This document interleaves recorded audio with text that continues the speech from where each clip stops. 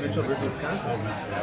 Do you guys know, I'm going to be reading a little something from Judge Strauss on the 8th Circuit. Is that how you pronounce his name? Strauss, yeah. David Strauss. Yeah. Strauss. Is this his... Telescope Oh, I media. just was talking to David Strauss about that. Jane Kelly wrote a terrific dissent. I was talking to the ACLU people about this, so I hope they don't... The state doesn't take it up. We're all urging Minnesota to Not take it up. but that, the AG there is key cases are so politically. Some cases are hard. The census case is not one of So you could just let it, Yeah. you could go back to the court, you could read it, you could Yeah. sort The of clean census it up a case little bit. is such a joke because Case circuit en banc there is not a single person in all of America who No, I'd rather be a thought lawyer you that needed that powers. down. Well, and this is why the Hoffers thing was irrelevant. More like Yeah. express. Well, it should have been irrelevant. I don't think it was. That is, I think he would have come out the other way if it hadn't been for the Hoffers. Right.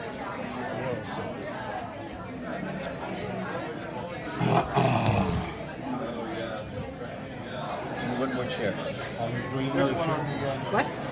and I'll move Pull them around this way. This way. You don't even have like your little card. What happened to your little card? I think our cards are in the, because we were just on Oh, another panel. so your cards are coming or not coming as Oh, the case may there's be? only one card and we left it in 133. Is that Yes, the I think that's what happened. Yeah. Well, I think someone will bring it along, Or not. or not. Either way, you know who you are, right? It's not who am I, why am I here? How are you? Good? Yeah. Good. How about you? It's such a wonderful conference. I always learn so much. You were here for the meeting Yeah. yesterday? It's Was it helpful It was to very you? helpful. It's very helpful. Just it's helpful I to went to see the how people ask Yeah. questions. Yeah. I want to know what the question is, Yeah. but how they frame it Yeah. is useful. I got some good ideas from some of the stuff Alex said. Good ideas actually from some of the stuff Alex said. And I talked to some of the judges afterwards.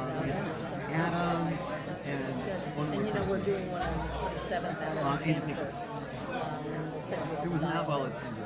I think James and we are coming out for it. Yeah. John's going to be on the phone. But it's still fun to listen. You saw they denied the motion. Yes. Yeah. Given that he's still so obsessed about this 1991 business. Oh, Brian Sutherland? Yeah. I have not dealt with Sutherland. I've sort of left. Sutherland's a lovely guy. Yeah. I actually... He was in the ERC lawyer. He actually was an ACLU lawyer. He worked with law firms. No, I didn't know that. So, you know, a lovely guy. And then I can say what I want. I think it sort of feels better that way. They did it with Paul Clement's case too, and I think it works It out. was nice. I sent him a first draft. It was a rough first draft. I sent him a first draft. What he calls the newer It might be sent until Monday. And I said to him, you know, So I said, here's the first draft of the Waterhouse had grade, and expanded. since then it's become much better and more polished. Here's the question. But I said, you at least get the sense of what our arguments are. So what you're really saying is Price Waterhouse was wrongly decided, but Congress ratified that mistaken decision. And he said, oh, well, when you put it that way, it's a problem. I said, well, that is how it's I going to work. usually, when I have an argument, this argument is on Wednesday. I'm going to do some Monday night, and Tuesday, just relaxing, reading all the cases. But the day before my argument is the Docket argument, and I need to We should. I'm going to go to the court and watch. We probably won't. Yeah. You know what I'm Yeah, As long as I'm in I think we DC. should win. We probably won't. But I also think it is kind of hard to predict. Yeah. Much because, harder to predict. because I think this is an opportunity. Hard to predict. It's a case on which a bunch of conservatives have gone with us on textualist grounds. Right. And And put some liberals liberals into have this gone the against other way. them. Yeah. Look at Yeah. Lynch. Yeah. Yeah. Well, No, Lynch. I mean, I read Lynch's opinion, and I still think, is what he really saying is, I don't care about the text, I'm just talking about what they were thinking in 1960. Basically. Sammy came through. Good to see you. Nice to see David, you. and you didn't bring mine. None for you, Paul. No, I'll bring yours. I'm sorry. No sign for you. I get nothing. I'm like, Yeah. I mean, that's, But this, I find it difficult to believe that if we get Gorsuch, that we won't get the 4 Pardon? The second we're done, I'm being picked I up. don't think we have to worry about one of the liberals pulling That's the fine. Yeah. Yeah, no, that's fine. Yeah. We're not going to get the Yeah, no, that going to 240 would be perfect for me. Yeah, yeah. I think what he was So basically I'm the saying is, like- look, I get all this text is more important than the original intent and everything, but at some point, it's so far afield. In the other room. Yeah, and I'm just saying, you know, if somebody had sat down with them and explained that this was what their plain language meant, they would have all run screaming from the room. Well, they would have changed the plain Absolutely, language. Absolutely. They would have changed it. They would have written in In an the exception. exception, yeah. You know, Here's like what we they don't- wrote here's in what we the- don't mean. Yeah, here's what we don't mean, and you know, but they didn't. Yeah. Do you want me to wait for you? And you shouldn't. Because they didn't. Before you leave today, I just need your signature. What? I need your signature for a release form. Just before you leave today, make sure. Okay. I got everybody else. And so you shouldn't. Yeah, I mean, I am not gonna. Okay, if everyone could take their seats, we're gonna get started. How are you, Erwin? It's good to see you. I didn't get to visit with me. No, it's been too limited now. Thank you. My name is Bob Barnes. I cover the court for the Washington Post, and we're going to be talking about the civil rights docket, a couple of cases that are there already, some things that might be headed toward the court. I think that you've already heard from two of our panelists. We have two, they're being joined by two others, Pam Carlin from Stanford University, and Paul Smith from the Campaign Legal Center and Georgetown University. These guys are true experts, and they have a wide range of experience and outlook, which ranges from the left to the far left to the fringe left. And I'll let you figure out who is who on that. So to provide some balance, once in a while, I'm going to attempt to do my impersonation of the wince and grimace of Justice Alito when he hears something that he disagrees with. It goes like this, kind of. And he's okay. Just trying to get to a seat. And if you've never been to an argument and to watch Justice Alito, I think it would be fair to say that he's the justice you would most want to invite to your poker game, because it's very clear what he's thinking about what he is hearing. The first case we're going to talk about is sort of a companion to the case that was the moot last night. That one was about Title VII and sexual orientation. This is a Title VII claim that was brought by a transgender woman against the funeral home where she has worked for a long time and then was fired. So I'm going to ask Erwin if he will give us the details of that case, and then we're going to ask Pam and David, both involved in the issue, to talk about how it raises issues that might be different from the case on sexual orientation. Thank you. The case is RG and GR Funeral Homes versus the Equal Employment Opportunity Commission.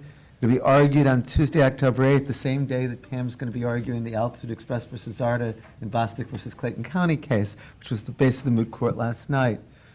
As was pointed out, Anthony Stevens worked for a long time for the funeral homes. The funeral homes have dress code requirements that do play a role in the briefing in the case, men being required to wear suits when they're funeral home directors, women required to wear suits with skirts. Anthony told the funeral home in a letter that he was going to be transitioning and described the process of transitioning, and he was going to become Amy. And the owner of the funeral home, after thinking about it for 2 weeks, said, basically, you're fired. He said that he's a devout Christian, and under his Christian beliefs, gender is something that's determined genetically and at birth, and it would violate his religious beliefs so as to have a transgender individual working for his funeral homes. Amy files a complaint, a charge with the Equal Employment Opportunity Commission. The EOC finds that this is a form of sex discrimination in violation of Title VII. Attempt to settle the case fails. A lawsuit is filed in federal district court. The district court denies the motion to dismiss, but then ultimately grants summary judgment in favor of the funeral home, but based on the Religious Freedom Restoration Act, based on the religious beliefs of the funeral home director. The United States Court of Appeals for the Sixth Circuit, an opinion by Judge Karen Moore, reverses and finds that this is discrimination on the basis of sex, that it's discrimination on the basis of sex stereotypes, and rejects the religion claims. The Supreme Court grants cert on two questions, both related to Title VII. Does it violate the Title VII prohibition of discrimination because of sex to discriminate against a transgender individual? And second, is this discrimination on the basis of sex stereotypes in violation of Price Waterhouse? The case has now been briefed before the Supreme Court, and there's some interesting things about the briefs. The United States government, the Solicitor General's office, came in on the side of the funeral homes, not on the side of the position of the Equal Employment Opportunity Commission. And if you look at the cover of the SG's position, they are the respondents in the case, but it says on the cover, respondents urging reversal of the Court of Appeals. You don't see it that frequently in the Supreme Court. There's also a large number of amicus briefs. I tried to count, and I found, and my count may not be precise, 47 amicus briefs in favor of Amy Stevens, 42 amicus briefs inside of the funeral homes and the position taken by the United States government. So it's about 90 amicus briefs in the case. And one of the interesting things from an advocacy perspective is it a good thing to have 90 amicus briefs in a case? Is it better if there's some way, and is there some way of limiting them? One other thing that's interesting about the briefs in the case is the pronoun. The individual who brought the claim clearly says in her brief that she wishes to be identified as she and with female pronouns. And yet you find in the brief from the funeral home and many of the other briefs, they refuse to do that. Either they refuse to use the female pronoun or they simply referred to by last name. And so you see in the use of pronouns, the fight over the whole idea of how are they going to respect somebody being a transgender individual or not respect somebody being a transgender individual. As I said, there's two issues in the case. The first is the discrimination against a transgender individual discrimination because of sex in violation of Title VII? The funeral homes in the United States say no to that. They say that Title VII requires that a man and a woman be treated the same. The funeral home in the United States say that in this instance, the funeral home would treat a man who had transitioned the same as a woman who had transitioned. Therefore, it's not discrimination because of sex. That this was a man who had transitioned to a woman, but if it had been a woman who had transitioned to a man, they treated exactly the same way, and therefore it can't be seen as discrimination because of sex. Also, both the funeral home and the United States say that when Title VII was written in 1964, because of sex, did not have in mind protecting transgender individuals. The second argument that's raised in, or I should say, here, the person who initiated the lawsuit, Amy, argues in response to this is very much discrimination because of sex.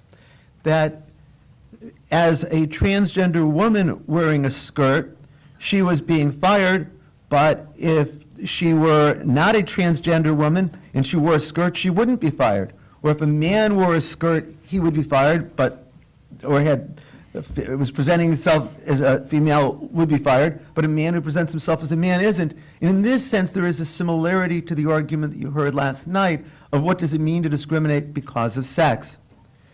The second issue that's presented in the case involves whether this is discrimination on the basis of sex stereotype, which Price Waterhouse said is impermissible. And here what the funeral home in the United States both say is, this isn't discrimination because of sex stereotype. They say, this is determining what it means to be male or female. And they say this is something that's determined by birth. And it's not about stereotypes at all, which makes it very different than Price Waterhouse. And of course, what's argued on the other side is, this is all about sex stereotypes. It's all about how one is presenting oneself from a gendered perspective, and that therefore cases like Price Waterhouse and Nkali are very much on point. It's also worth noting that the funeral home's brief makes a lot of arguments from a policy perspective. It says at the end of its brief, if the Supreme Court were to recognize that Title VII applies to protect transgender individuals, then that would lead to unisex bathrooms. It would lead to real problems with regard to Title IX, which requires equality of funding for sport, and prevents educational institutions from discriminating on the basis of sex, including requiring equality for sports. It says it would create problems with things like rape shelters and the like, and battered women's shelters, and says that for all of these reasons, the court shouldn't expand Title VII in this way. And the exact phrase that's used in the brief is rewrite Title VII in this way. Whereas the argument on the other side says none of those issues are before the court here, none of these have been briefed, and all of them can be dealt with in due course when the time comes. So that's the basic presentation. Thank you.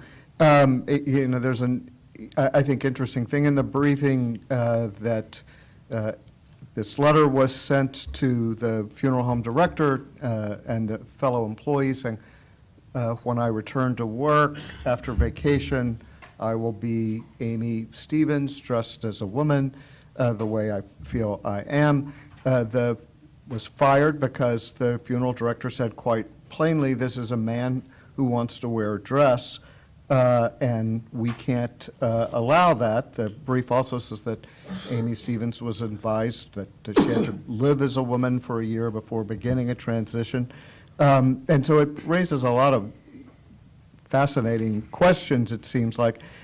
David, your organization is representing Amy Stevens. What would you like to add to this? I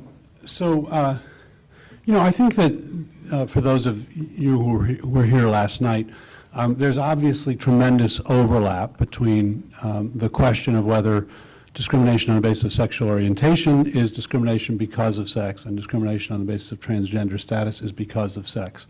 I think, the way I think about it is, are transgender status and sexual orientation categorically different from sex discrimination, or are they subsets of sex discrimination? If they are subsets of sex discrimination, then they should be actionable under Title VII. And I think there are very strong arguments that they are subsets of sex discrimination. To me, the easiest argument is the stereotype argument, and it's in some sense easier to make in the transgender case than it is in the sexual orientation case, simply because the Harris Funeral Home's operator was very explicit about the stereotypes that he put forward to justify firing Amy Stevens. There are many versions of it, but my favorite one is a male should look like a man and a female should look like a woman. That's a stereotype, right? That is, some females look like women and some males look like men, but we know that there are many who don't. And in fact, in this country, there are 1.5 million transgender individuals. So if Harris Funeral Homes had fired a female employee for not looking sufficiently female, that employee would clearly have a sex discrimination claim under Price Waterhouse. That's essentially what Price Waterhouse did. It did not promote Ann Hopkins to be partner because she did not walk femininely enough, talk femininely enough. She was too aggressive. She didn't fit the female stereotype. Well, in this case, the only difference is that the individual who's suing is transgender rather than non-transgender, but they're still being fired for failing to conform to a stereotype. Males should look like men, females should look like women. And both Harris Funeral Homes and the United States government concede that Title VII does not exclude transgender people, that they are just as protected from sex discrimination as are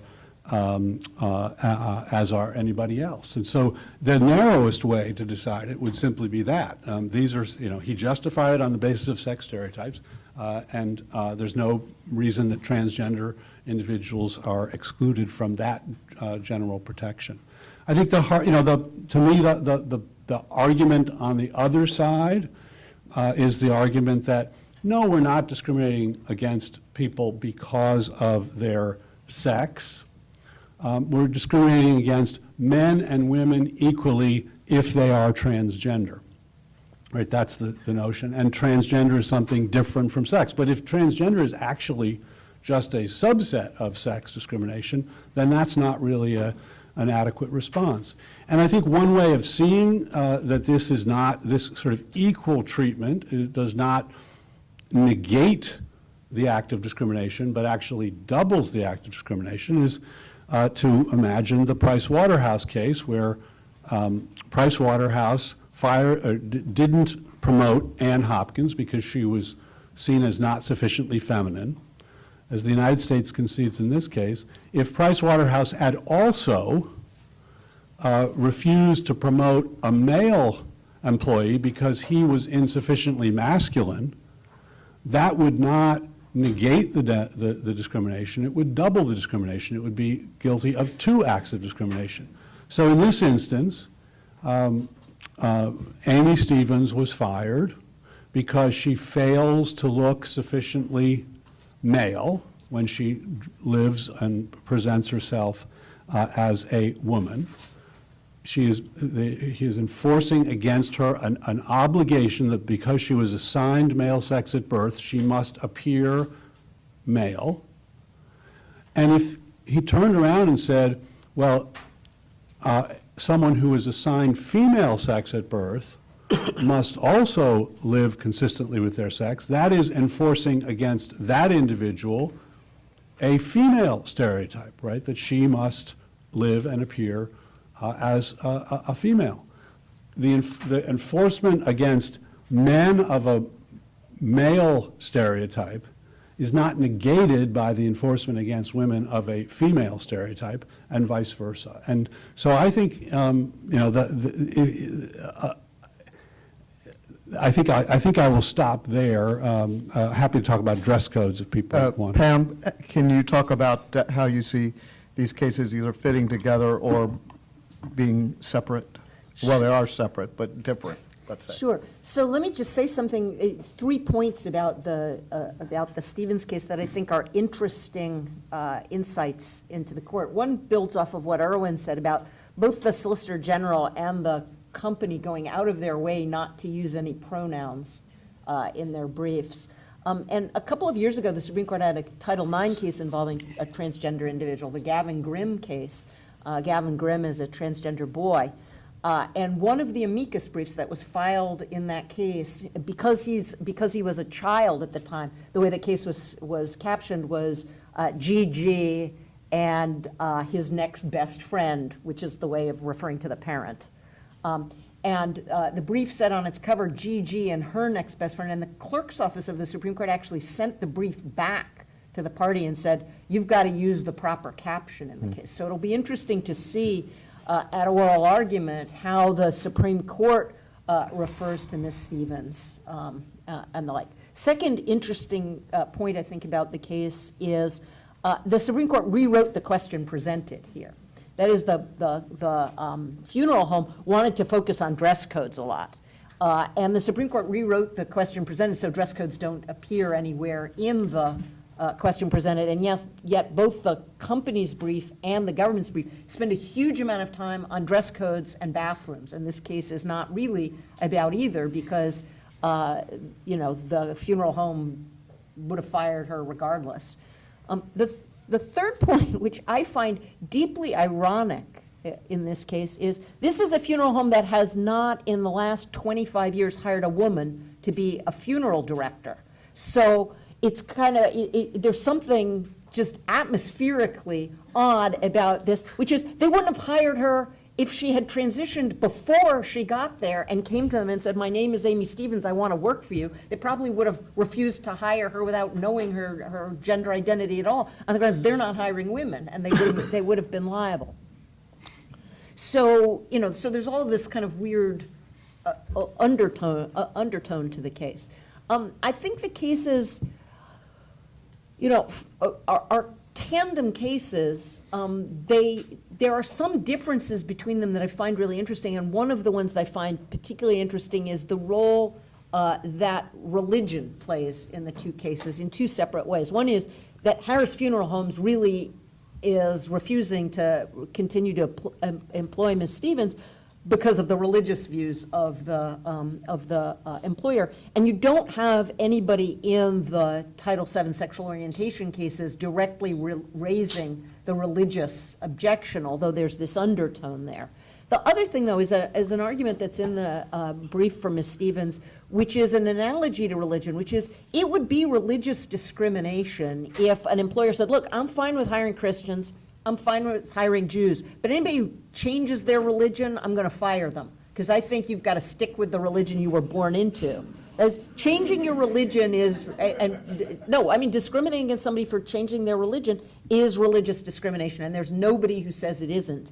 And so one of the arguments that's made in Ms. Stevens' brief is, well, think about the analog here, which is what they're really firing Ms. Stevens for doing is changing from the gender she was assigned, the sex she was assigned at birth on her birth certificate, to what she perceives her sex to be. And if that would be religious discrimination, then this is discrimination on the basis of sex. And that's an argument that I think is distinctive to the Stevens case, as opposed to the Zarda and Bostock cases, where people are not saying, well, I changed my sexual orientation and that's why you're firing me. Paul, you want to comment? And Just then a quick Paul's going to follow-up. lead us into Yeah, our next case. One of the interesting questions about these tandem cases is whether there's a way to come out differently in the two situations, the transgender case versus sexual orientation case. And there is an instinct some people have that the transgender case is easier because it seems like it's more about because of sex. When a guy goes home, comes in as a woman on Monday morning and is fired for that reason, it seems like that's about, precisely because of this kind of religious conversion argument, which is actually a very powerful metaphor, I think. The Trump administration told the court to take the sexual orientation cases and not to take the Stevens case, because I think they probably see that as a more likely win for the plaintiffs, or at least they did at the time. And so, one of the interesting questions will be whether the court finds a way to rearrange itself and come out differently on the two. I'm not necessarily predicting that, but I certainly think it's possible. Not surprising that the man gets the easy case, the woman gets the hard case. Just happy to be in the show. I think there are ways in which, for the reason Paul suggested, that the transgender case is easier, but there's also a way in which it's much harder, which is that the court has been dealing with gay people and cases involving gay and lesbian people for quite a while now, and they've been educated about sexual orientation in a way that I think they haven't been really educated about transgender individuals. And I think that'll probably come out at the argument in terms of the way people are referred to and the like. It's just it's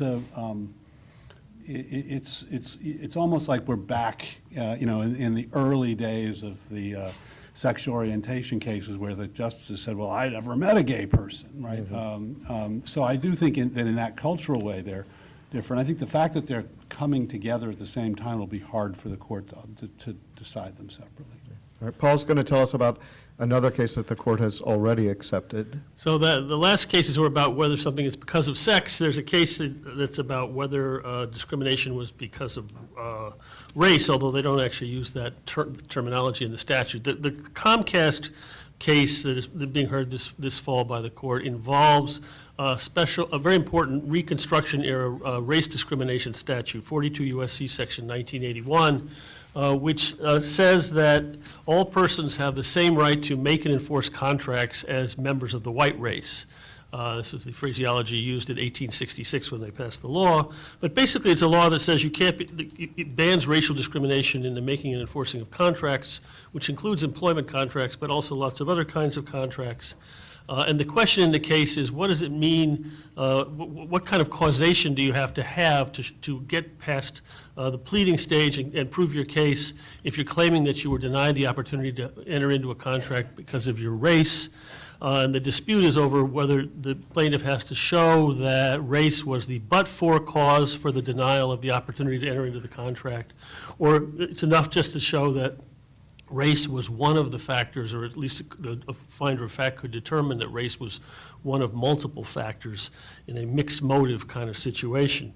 The case involves an African-American owned network of cable stations called Entertainment Studios Network that has spent a lot of its energy for the last decade or more trying to get carried by the various cable and satellite systems we all use to get TV at home, Comcast, Dish Network, and all that sort of thing. It's had some success with some of them. It did not meet with success with Comcast, which said we're not going to find a room in our 500 channels for your stations. And eventually the owners of the company and a trade association they had set up sued, claiming that they were denied the opportunity to enter into a contract with Comcast because it was a black-owned company. And then the question is, what do they have to be able to show to get past the pleading stage of the case? The district court dismissed the case, saying you simply don't have enough plausible evidence to show that race was the actual but-for cause for Comcast doing this rather than some legitimate business reason. And the Ninth Circuit then reverses, saying that's too high a standard. There was some reason to think in the allocations that race had at least some role to play here in the decision that Comcast made. They had, while this whole conversation was going on, they had let some even less well-known white-owned stations onto their system, and maybe the jury could infer something about that. So go back and let the case go forward based on the at least partial motive analysis. And so the issue is, how much do you have to have? The plaintiffs are going to argue that the Supreme Court already resolved this issue back in the 1980s in a case called Patterson versus McLean Credit Union. On the other hand, Comcast says that's not so, and the Justice Department is on Comcast's side, against the civil rights plaintiffs again in this context. And really what's at stake in the case is a lot of the times when you're coming in and you're claiming race discrimination as a plaintiff, you don't have discovery yet. You have certain kinds of what look like disparate treatment, but you want to be able to get past the complaint getting dismissed and getting into discovery and really be able to prove the case. And you also, a lot of, under Title VII, what they do very often, the other big employment discrimination statute, if you come in with a plausible claim of racial motivation, the burden then shifts to the employer to defend the decision that was made. And I think ultimately that is the question. Should we have that kind of burden shifting structure versus simply requiring that the plaintiff have from the beginning of the case clear but-for proof of racial motivation in the particular action that they are attacking. And having given that summary, I will recognize that this is actually Irwin's case, so he can now correct everything that I have just said wrong. No, everything you said was right. How did he screw it up? No, as always, it was perfect. Just a Thank you, word about Professor. no, it was good. Just a word about the procedural posture of the case, and then maybe elaborate at least what's at stake in the case in terms of the arguments. The plaintiff is really a man named Byron Allen, who owns the Weather Channel, and he also owns a number of cable channels. And many carriers, DirecTV, Dish TV, carry it, but both Comcast and Charter Communication didn't carry his channels. So he filed two separate lawsuits in federal district court in Los Angeles, one against Comcast and one against Charter Communication. The district court dismissed the Comcast case for failure to state a claim, but in a very short opinion without much elaboration. The district court denied the motion to dismiss in the Charter Communication case, but certified a First Amendment question to the Ninth Circuit. Would it violate the First Amendment of Charter Communication to force them to have to carry the channels that they don't want to carry? Both cases were argued the same day in the Ninth Circuit. The Ninth Circuit wrote its opinion in the Charter Communication case, and in Comcast basically said, we've decided the issue with regard to Section 1981, see what we said in Charter Communication. Both filed cert petitions. Paul Clement filed the cert petition for charter communication. Miguel Estrada argued the case on the other side in the Ninth Circuit for charter. Comcast filed the cert petition there. The court took the Comcast case and is holding the charter communication case on the docket. And I think there's several different issues that are before the court. One is about precedent. My argument is that in Patterson versus McLean in 1989, the Supreme Court expressly adopted the motivating factor, burden-shifting approach, and said it's the familiar one that's often used in Title VII. On the other hand, what Comcast says is Congress amends the Civil Rights Act of 1991. It could have put motivating factor in, but didn't do so. Now, of course, the response to that is Congress adopts the Civil Rights Act of 1991 to overrule some 1980 decisions that were restrictive with regard to civil rights. It didn't feel a need to change something that was advancing civil rights. There's also arguments in terms of the statutory language. The brief for Comcast says repeatedly, the plain language of the statute is clear that it's to be but-for causation. The argument on the other side that I make is statutes that use words like because of or based on have been interpreted as having a requirement for but-for causation. Section 1981 doesn't use the language. 1981 says you have to treat people the same as white people. And so I actually found 1865 dictionaries that define the word same to support the argument you're not treating blacks the same as whites if you're using race as a motivating factor in the decision not to contract with them. A third argument is what was tort law in 1866? Now, we can make an argument, given the language of the statute, should we even be looking at the tort law of 1866? But there's the sense that the court well might do that. With regard to Section 1983, that was adopted in 1871, the court says it was written against the backdrop of common law. Comcast cites authority that says that but-for causation was the norm in 1866. My argument is, but those were all negligence cases, and actually for intentional torts cases in 1866, there wasn't a notion of but-for causation, and authority like William Prosser and G. Edward White who said that.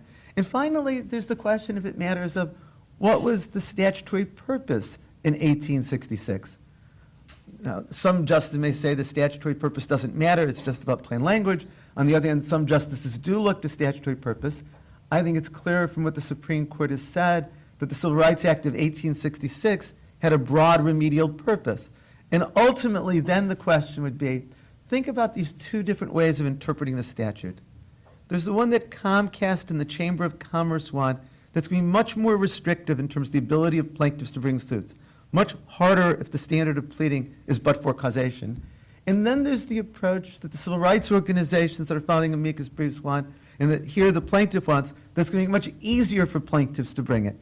And if you think about what Congress was trying to achieve in 1866, the year after the Civil War, isn't it clear which of those purposes is more in accord with Congress's goals? So those are what I see the arguments as being about. All right. I'm going to go through a couple of other things and then leave time so that you can ask questions. I'm sure that you will have some. You might remember a few years ago a case called Masterpiece Cake Shop, in which Colorado baker Jack Phillips declined to create a wedding cake for a same-sex couple. They couldn't get married in Colorado at the time. They were going to Massachusetts to get married, come back, have a reception. They went to his shop to talk about a cake, and he says that their conversation lasted about 20 seconds, where he said, "Sorry, guys, I don't make cakes for same-sex couples." And he said he would sell them other items in the store, but they never got around to the conversation about what this cake exactly would be. The Colorado Civil Rights Commission said that his actions had violated Colorado public accommodation laws, which protected on the basis of sexual orientation. And the case eventually made it up to the Supreme Court, where we all expected something big to happen, but it didn't. Justice Kennedy wrote a majority opinion in which it's very hard to count the number of buts on the other hands and neverthelesses in his opinion. He basically came down on the fact that some comments made by some members of the commission show that they were prejudiced against Jack Phillips's religious beliefs, and the court sent the case back on that basis. And Justice Kennedy was pretty frank about acknowledging that they had not settled the question. What he wrote was that future cases that raise issues about religious and free expression, free speech beliefs versus the rights of same-sex couples to equal treatment. He said that future cases, quote, must be resolved with tolerance, without undue disrespect to sincere religious beliefs, and without subjecting gay persons to indignities when they seek goods and services in an open market. He didn't add, I'm out of here, good luck, but you can kind of hear it, that might have been the next sentence. So at the same time, the court had another case that it didn't get to that involved a florist in the state of Washington, operates a shop called Arlene's Flowers. She has the wonderful name of Baronelle Stutzman, and she had a longtime friend who was gay. She said that she had created arrangements for anniversaries and for birthday parties for him, but when he came and asked her to do the flowers for his wedding, she said, sorry, I can't do that. I can't do a same-sex wedding. It offends my religious beliefs. She says she gave him the names of some other florists, but the story got out. The Attorney General of Washington filed a suit against her. And then eventually he and his partner did as well. The courts in Washington said that she had violated the state of Washington's law. So the case was waiting. The court, instead of taking that case after Masterpiece, sent it back and said, do this again with what we told you in Masterpiece. The Washington Supreme Court did. They then ruled again unanimously the way that they had before and said that there was no religious animosity on the part of any of the adjudicators in this case, and so the judgment stood. It's now back at the Supreme Court, and the complaint is that the Attorney General, and one part of the complaint is that the Attorney General was sort of selective in prosecution. There was another case in which a coffee shop owner ordered some people out of his establishment because he disagreed with their religious views and statements that they had made, and that the Attorney General didn't go after him. So that case is waiting. And then in the meantime, there was a case from the Eighth Circuit with a group called Telescope Media. And Judge Strauss, I would say, has written this nut graph that Supreme Court reporters would love to have in cases. He writes, Carl and Angel Larson wish to make wedding videos. Can Minnesota require them to produce videos of same-sex weddings, even if the message would conflict with their own beliefs? The district court concluded that it could and dismissed the Larsons' constitutional challenge to Minnesota's anti-discrimination law. Because the First Amendment allows the Larsons to choose when to speak and what to say, we reverse the dismissal of two of their claims and remand the case to the lower court.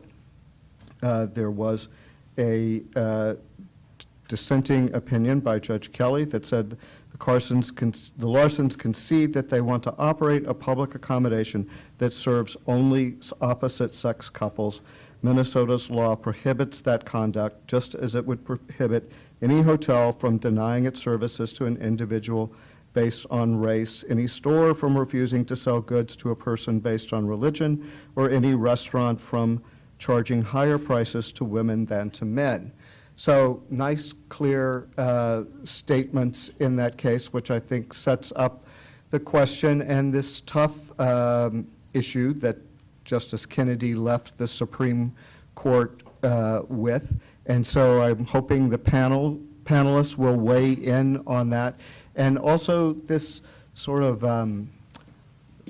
spot that the justices seemed to find themselves in when they were hearing arguments in Masterpiece, which is what constitutes a real expression. You know, does it go down to the caterer? Does it go down to selling chairs for the wedding?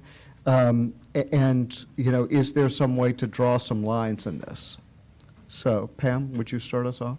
Sure. So there are two kinds of claims that somebody in the position of Arlene's florists or the videographers might make, one set of which are clearly precluded by existing doctrine.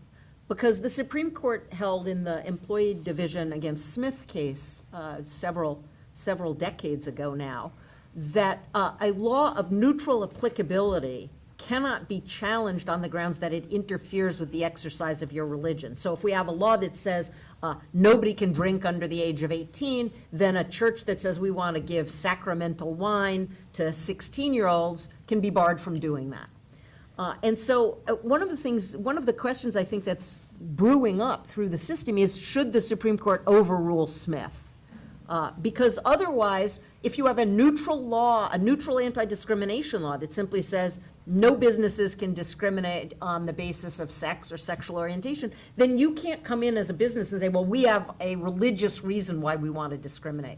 You have to rely on the way the statute's written. The second one, which is what I think Bob was alluding to, is to claim that being forced to provide a particular service violates your First Amendment rights by compelling you to speak. And at the oral argument in Masterpiece Cake Shop, the court got into discussions about the difference between baking a cake and making an entree. That's the cake entree, that's the dessert entree distinction, which is kind of like the cracked powder distinction, you know, not that reputable.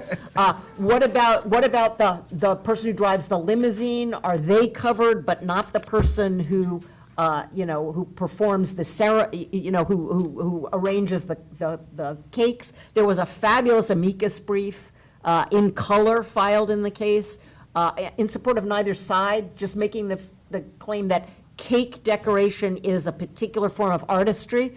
What made the brief particularly great was it was filed by the firm of Baker Botts. But it had pictures of cakes. There was, you know, there were cakes in the shape of footballs, cakes in the shape of turtles, you know. It's very expressive in the way that, like, a hamburger probably just isn't quite as expressive. But I think the court's ability to wrestle with that and come out with a rule on where precisely the line is going to be hard. Now, the videographer has a lot of Supreme Court cases, for example, that say that movies are a form of First Amendment expression, but there had never been a Supreme Court case holding that cakes are a form of expression. And so I think it will matter somewhat which of these cases the court takes may have a very powerful impact on what exactly it does. Because if you've got, like, the limousine driver having to say, congratulations, Mr. and Mr. Jones, on your wedding, is compelling me to speak, that's not as appealing a case as somebody who says, I make movies for a living and my artistic direction is in there. The thing that I found most interesting about the Minnesota case that you alluded to is it seems in some ways to be a put-up job. This is not a company that's currently making videos of movies. They make commercial films where they're hired to do a product placement film or the like. And then they claim, which I thought was really interesting, that when they go into the movie-making business, they are going to want to retain the ability to put on their website the videos that they make of your wedding. And as far as I know, most people who hire videographers to video their wedding view it as, you're going to make a film and then you're going to give me the film. You're not going to be showing a film to the public of my wedding in which you exercise editorial control to explain, was my wedding a good thing or a bad thing. So it's a kind of, it's a kind of odd case in that way. Paul, we clearly have a court that is more attuned to religious beliefs and protecting those religious beliefs. It's been shown in several different ways. What do you think the court does here? Do you think that they want this case this term? Well, I'm not sure they're all that anxious to get it very fast, but I think these cases are going to keep coming, and sooner or later, this court will take one. One of the main arguments that the anti-gay forces made after Obergefell in 2015 is that this is an invasion of the space of traditional conservative religious people. And there is essentially one group of lawyers out there finding these cases, encouraging people to adopt these policies, and then litigating on their behalf. And they're going to keep feeding this case up there until they finally get the court to take one, and then they hope 5 votes so that they can get a foot in the door, and then they'll just try to slam the door wider and wider open with more and more cases about not weddings, but what about, the lawyer who doesn't want to give you legal advice, because legal advice involves expression. Why should I have to serve people I don't want to serve, or, the gas station attendant, whatever. There's expression everywhere once you establish these principles. So it's going to be an interesting thing to watch. Could I just add, one thing that hasn't been said, maybe because it's obvious, is these are the cases where the absence of Justice Kennedy could make such a huge difference. The majority opinion in every Supreme Court case in history so far, expanding rights for gays and lesbians, was written by Anthony Kennedy. And if you think about it, in Obergefell, John Roberts wrote a vehement, vitriolic dissent, and the only dissent he's ever read from the bench since coming to the court was in Obergefell. Justice Thomas and Alito write dissents like that. It's not a blank slate with regard to Justice Gorsuch. In 2017, soon after coming on the court decided a case called Pavan versus Smith that involved an Arkansas law that refused to allow same-sex couples to have both of the parents' names on the birth certificate. And Justice Gorsuch wrote a very angry dissent, joined by Justices Thomas and Alito, that seemed to leave no doubt where Justice Gorsuch would come out. In a Masterpiece Cake Shop, Justice Thomas, joined by Justice Gorsuch, wrote the opinion saying, this is really discrimination on the basis of freedom of expression. And so we don't know where Justice Kavanaugh is going to be, but it is, to me, the key of no longer having Anthony Kennedy there. Just a couple things to what Pam said. In terms of the court maybe being inclined to revisit employment provisions for Smith, early in 2019, the court denied cert in a case called Kennedy versus Bremerton Schools, and Justice Alito there writes an opinion respecting the denial of cert, joined by a couple of justices saying it may be time to reconsider employment division versus Smith. Mm-hmm. And finally, with regard to the speech issue that underlies these cases that Pam was talking about, in some ways this is very frightening, because if the court accepts the speech argument, isn't there an expressive component to almost any work? I mean, think back to the Ollie's Barbecue case. Couldn't then the Ollie's Barbecue say, well, we don't want to have to be forced to speak by preparing and serving food? It's the sauce icing distinction. Exactly. In fact, at the oral argument, just in the Masterpiece Case Shop, Justice Breyer said, if we accept the speech argument, it will create an exception to every civil rights law, quote, adopted since day 2. I don't know why he picked day 2 as the phrase. But it really would seem to be, why can't the employers say that it's part of my beliefs that men and women shouldn't work together, or that there shouldn't, it's part of my beliefs that I shouldn't have to provide these services for an interracial couple, and you can go on with all of the examples. And so the stakes of this are so enormous. Right, well, and you think about other aspects of the First Amendment. Once you adopt an expression exception, what about the freedom of association? I don't want to have these people who are sinners in my eyes in my pizza restaurant. Why should I have to associate with them? It's forced association. I probably should have said it in the Masterpiece was summoned to 2. Justices Ginsburg and Sotomayor dissented. They would have left the decision against Jack Phillips in place, but every justice except the Chief Justice wrote separately, so we have a pretty good idea, I think, of where everybody else is coming down on this except the Chief Justice and now Justice Kavanaugh, who wasn't on the court at the time. David wanted to say something. I was just going to say, I think it became clear at the argument that it's just the wrong, you're looking at the case through the wrong end of the telescope if you're focusing on the business owner and whether what the business owner is doing is expressive or not. Partly for the reason that Pam alluded to, you can't distinguish one business owner from another. The reason that Erwin alluded to, almost anything can be expressive. It's just not a workable way of analyzing the problem. It's also not doctrinally the proper way of analyzing the problem. The proper way of analyzing the problem, according to the prior case law, which rejected the associational argument, rejected the speech argument, rejected the religion argument when it was made to justify race discrimination in the civil rights era, is you ask not whether the individual is engaged in expressive activity, you ask whether the government, in regulating the conduct, is targeting speech, or in the religion context, targeting religion, in which case it's a First Amendment issue, or whether the government is not targeting religion or targeting speech, but acting in a generally applicable, neutral way that happens to regulate both conduct that is expressive and conduct that's not expressive. And if that's the case, the government generally wins. And that's O'Brien versus United States, the draft card burning case. Nobody disputed that when Mr. O'Brien burned a draft card to protest the Vietnam War, of course he was engaged in expressive conduct.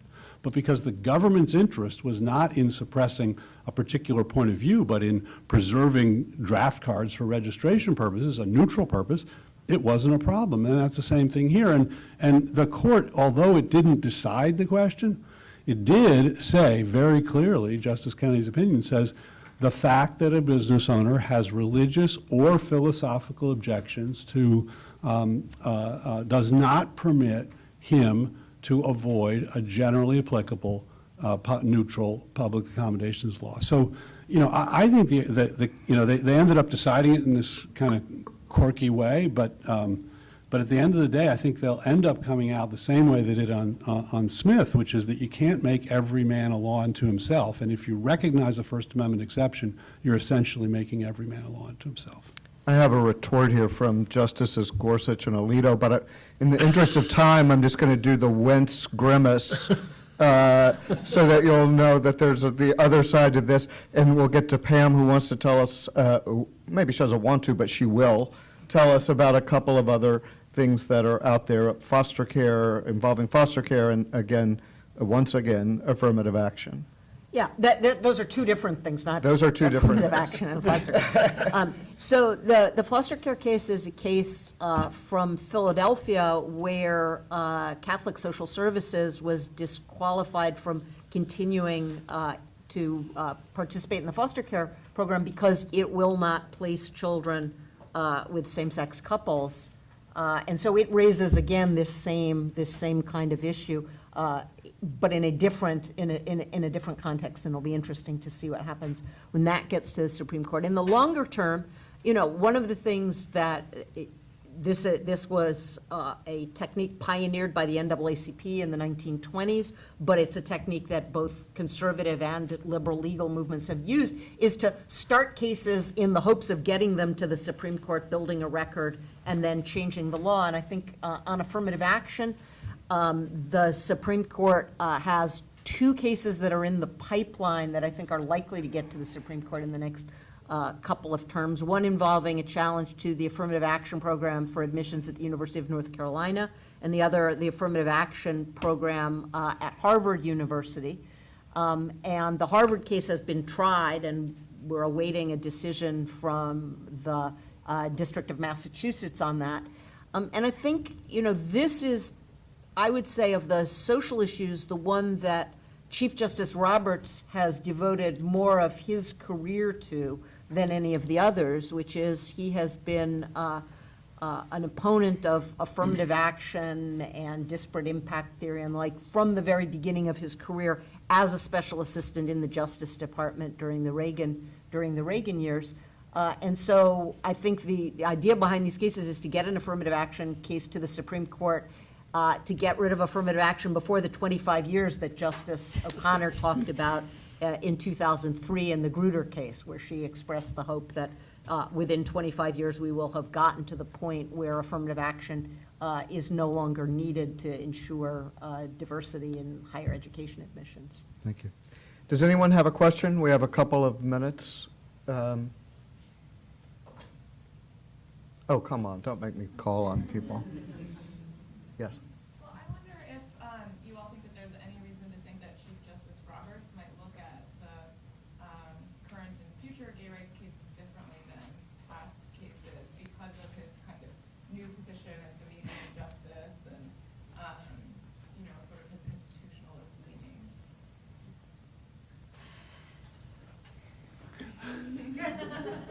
I think they're just different questions. I think he genuinely believed that it was an inappropriate exercise of constitutional interpretation to read the Constitution to recognize same-sex marriage. That's a very different question than whether a statute that Congress has enacted that prohibits sex discrimination, that has been interpreted for years to include sex stereotyping discrimination, equally protects transgender people. It's not a constitutional question. It's a straightforward statutory question. And I think these sort of, whether there ought to be a First Amendment exception to laws of general applicability is also a very different question. I think he's going to be, I think he's shown through some of his questions in some of the arguments, including in Masterpiece Cake Shop, some sympathy towards some kind of exceptionalism for, at least for religious institutions. But in order to get there, he would have to alter constitutional law in a significant way, whereas what he was objecting to in Obergefell was the other side altering constitutional law in a significant way. Let me just add that one of the interesting things about the court and people observing the court over the last year or so has been all the discussion about affirmative action and Roe v. Wade and other doctrines that are at risk. Nobody ever talks about Obergefell being at risk, and that is, in some sense, a reading of John Roberts is not wanting to go there. So, I mean, at least in that sense, it is an interesting line that at least those of us watching the court have drawn. Hope we're right. Yeah, and he didn't join the dissent in Pavan. Is it pronounced Pavan? I don't know. The person from Arkansas. Yeah. One of the ones we can't tell whether he- Yeah. Good. So David, you mentioned that like transgender question is sort of new in courts, and I was wondering how does scientific and sociological research, how is that sort of evaluated in some of these cases involving like transgender and sexual orientation? You know, I guess I think I'm not sure it's directly relevant. Neither of us, are arguing that sex, as it was enacted by Congress in 1964, was intended at that time to protect transgender status or sexual orientation in the sense that Congress thought about that. Neither of us is arguing that it ought to be updated, because of, changing understandings of gender in some sense. We're making a kind of doctrinal and logical argument that taking sex to mean what the government calls biological sex, or what you might call sex assigned at birth, when you treat someone differently because of a stereotype that is specific to a particular sex. If you are a male, if you are assigned male at birth, you should live openly as a male for the rest of your life, or if you are a male, you should only be sexually attracted to females. Those are sex-specific stereotypes. They're true of most people, but they're not true of substantial minority of people in the United States.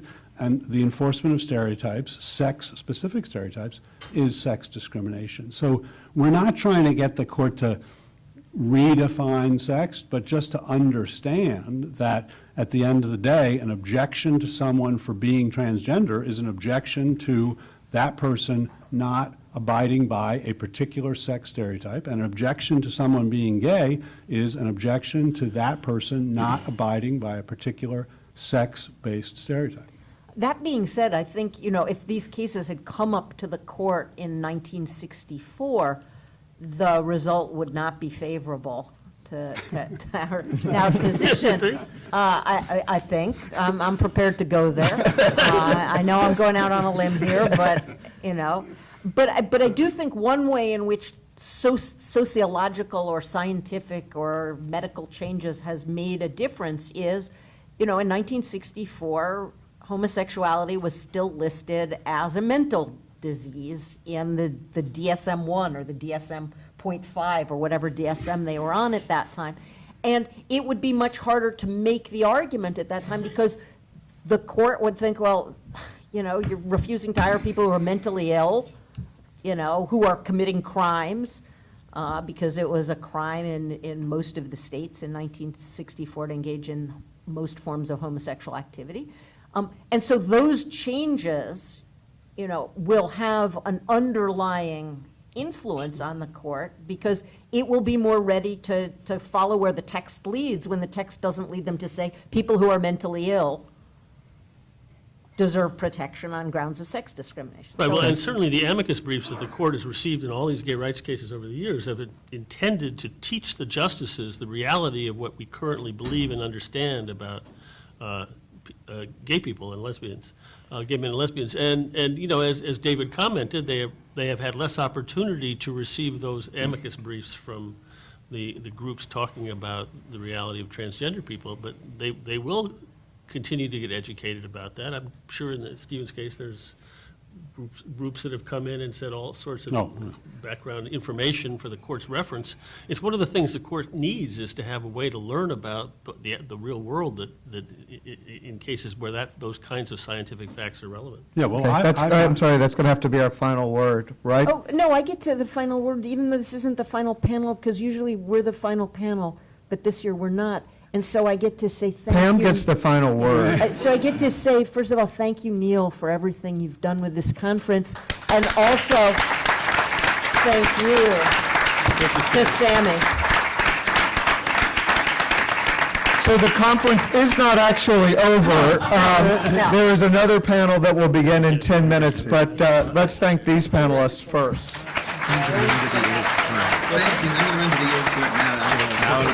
Now it'll be said by David Strauss. Yeah, right. Thanks. All right. Whatever you tell me to sign, I will sign. Thank you. Good job, Sammy. I do. It's hard to believe that they're going to want to overturn Smith, which is essentially what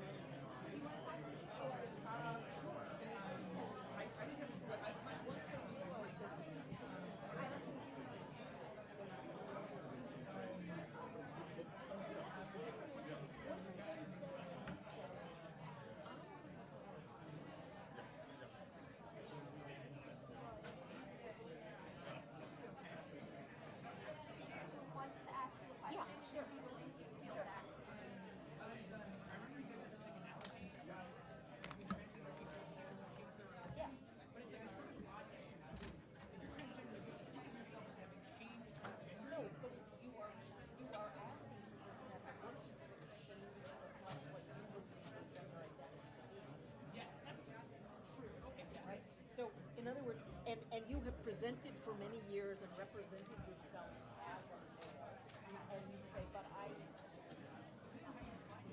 So, as you always take a look at it, there's a really interesting book by Deirdre McCloskey, who is a very famous economist, who's a transgender woman.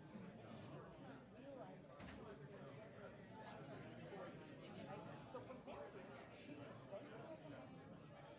She had a male name. She got married to a woman.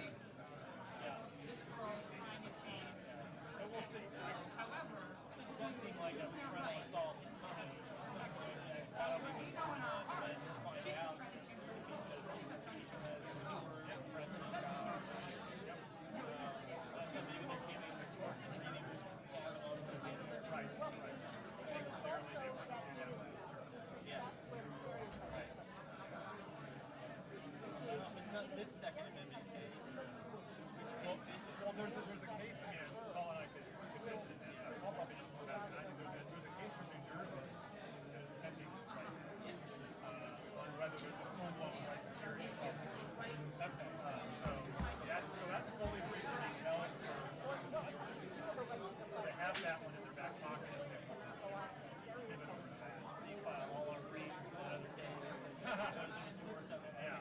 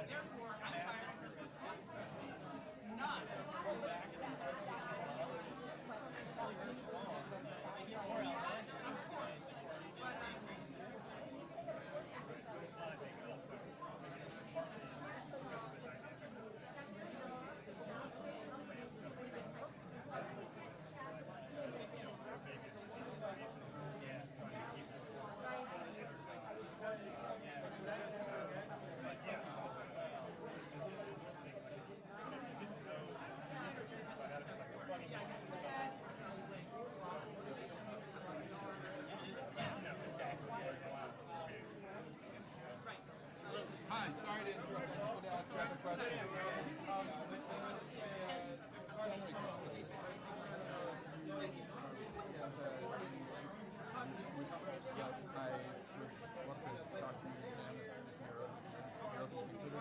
I mean, we've often, the only trick is that we tend to have kind of one person from a different organization. Right, and you have Adam, right? Typically it's Adam. Right.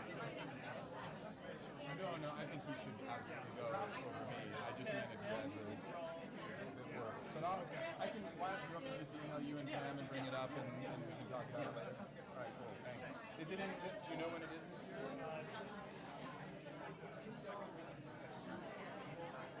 Oh, it's in February, not January. Adam, how are you? Hey, man. Good. You do. We do abortion second, guns first. What's the order? Guns, abortion. We'll all go sing Kumbaya afterwards. Right, all the way. I just want to grab my notes.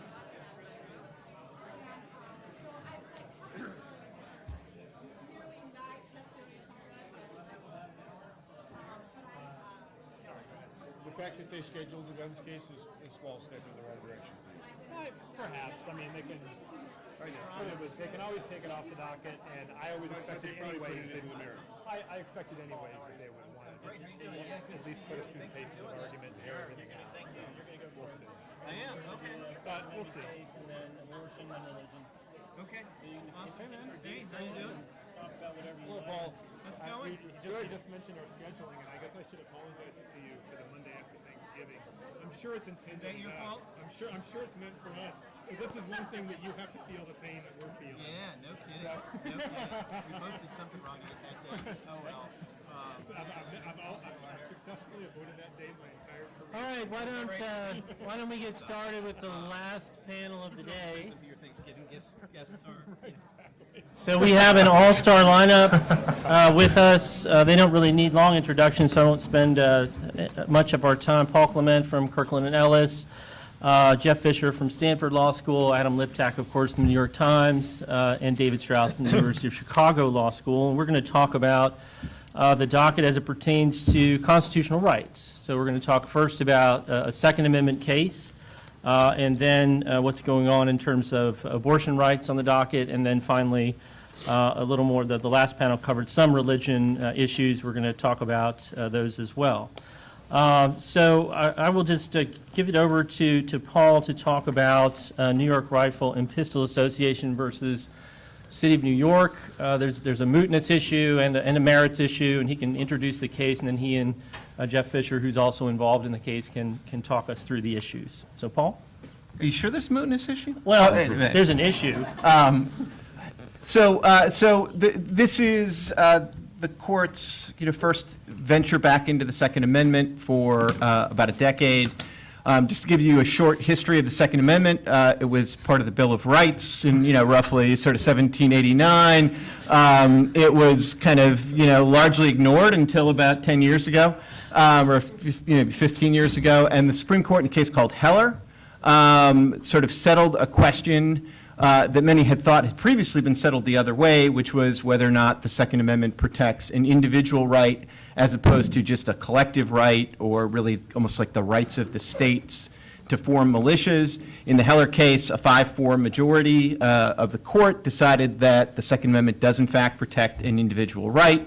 Just a couple of years later, in a case called McDonald, the court then held that the Second Amendment had been incorporated against state and local governments under the 14th Amendment. That was obviously a tremendously important decision, because in the cosmic scheme of all regulation of firearms, much more of it is done at the state and local level than is done at the federal level. So if the Second Amendment had not been incorporated in McDonald, it would have had a relatively limited reach.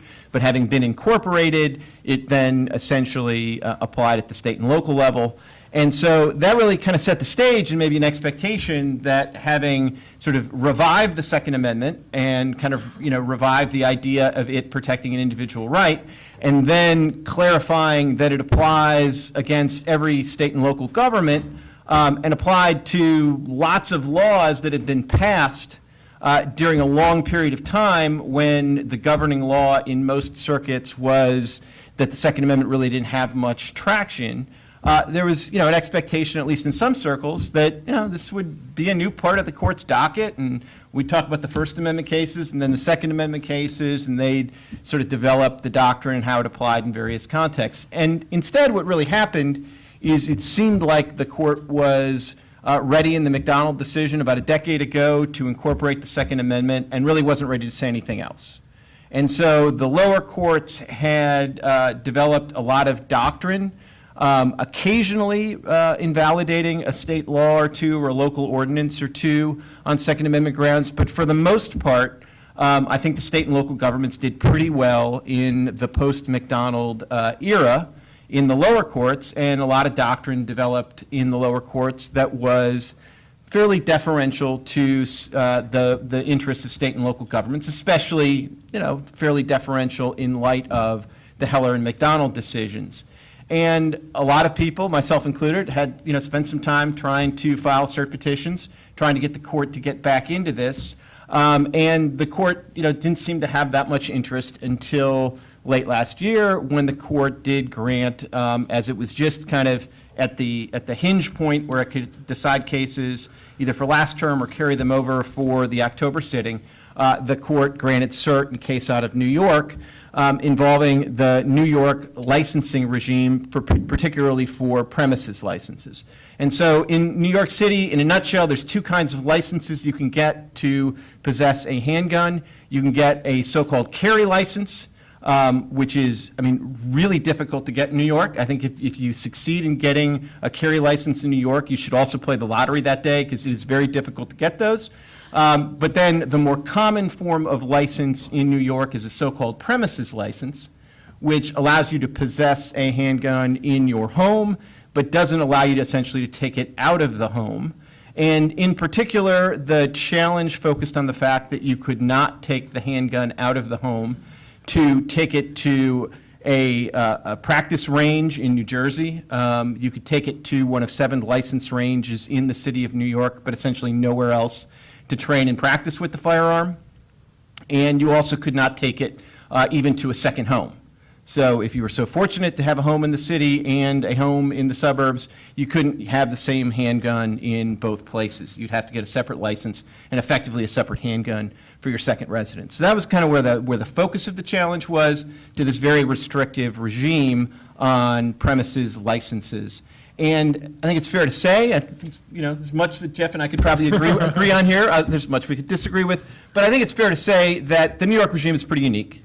This is not something that lots and lots of cities have had to resort to, or decided it was prudent to resort to. So this is, in that sense, a relatively unique provision, which I think probably is helpful fact for the challengers that I represent on the merits, but maybe an unhelpful fact when it comes to mootness. We'll see. But so the case didn't end, in a sense, when the cert was granted, by kind of a fluke of timing. I think, if this case had been granted like 2 weeks earlier, and scheduled for argument last April, I don't know that there really would have been time for the city of New York and the state of New York to sort of do anything to try to make the case, quote unquote, go away. But because of the quirk of timing, and the case was granted in like January, I think, late January, but not going to be argued until October, there was a fair degree of runway for the city and state of New York to essentially try to think about whether they really wanted to defend the ordinance in the Supreme Court post-cert grant. And so there were actions taken both at the city and the state level to essentially change the laws in ways that make it possible to take the handgun to a range in New Jersey and possible to take it to a second home.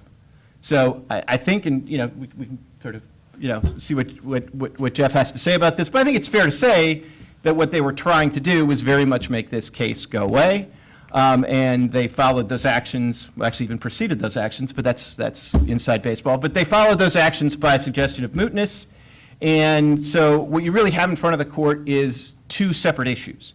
You have the merits issue, which is still being briefed, and you have the question of whether the post-cert actions of the city and the state essentially make the case moot.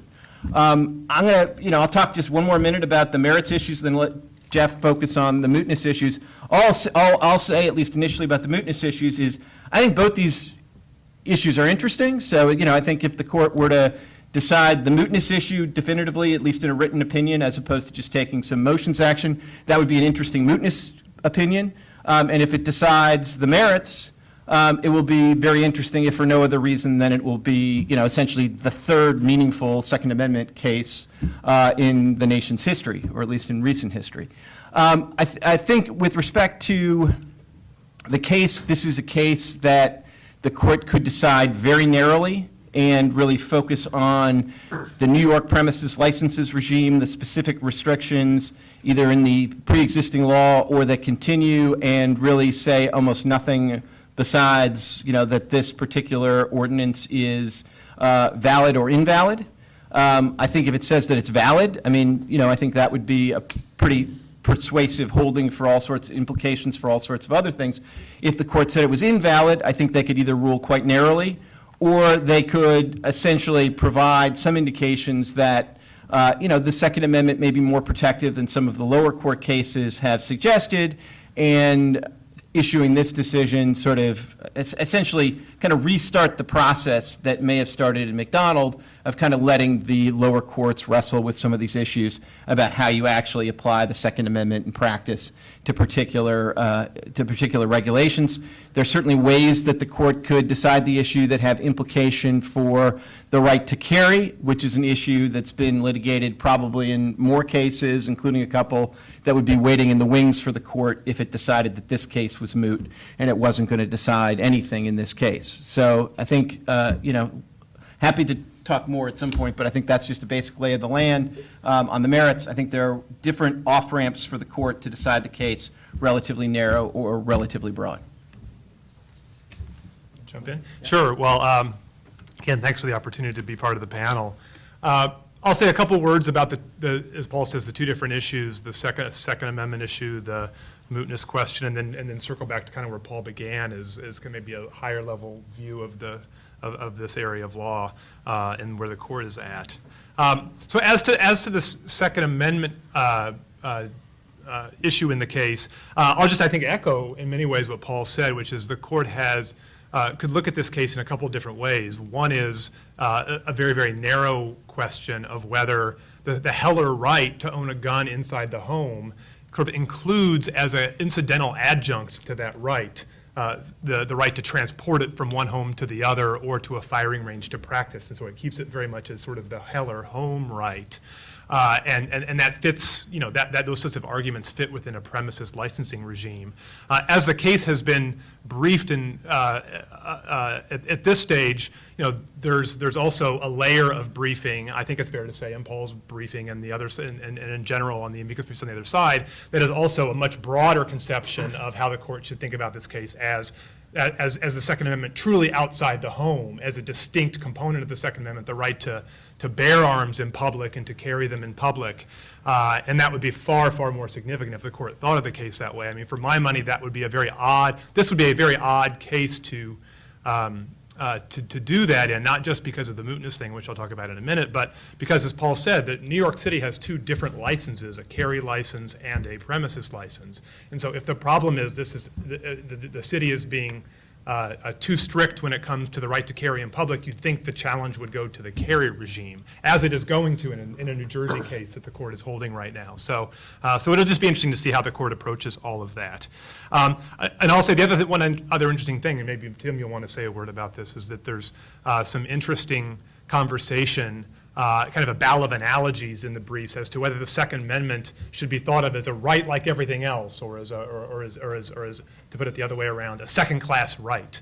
And so I think Paul, gives a powerful analogy in one of his filings, I think to the effect of, well, what if the city of New York said you can only visit libraries inside the city and not libraries outside the city? That would be outrageous under the First Amendment.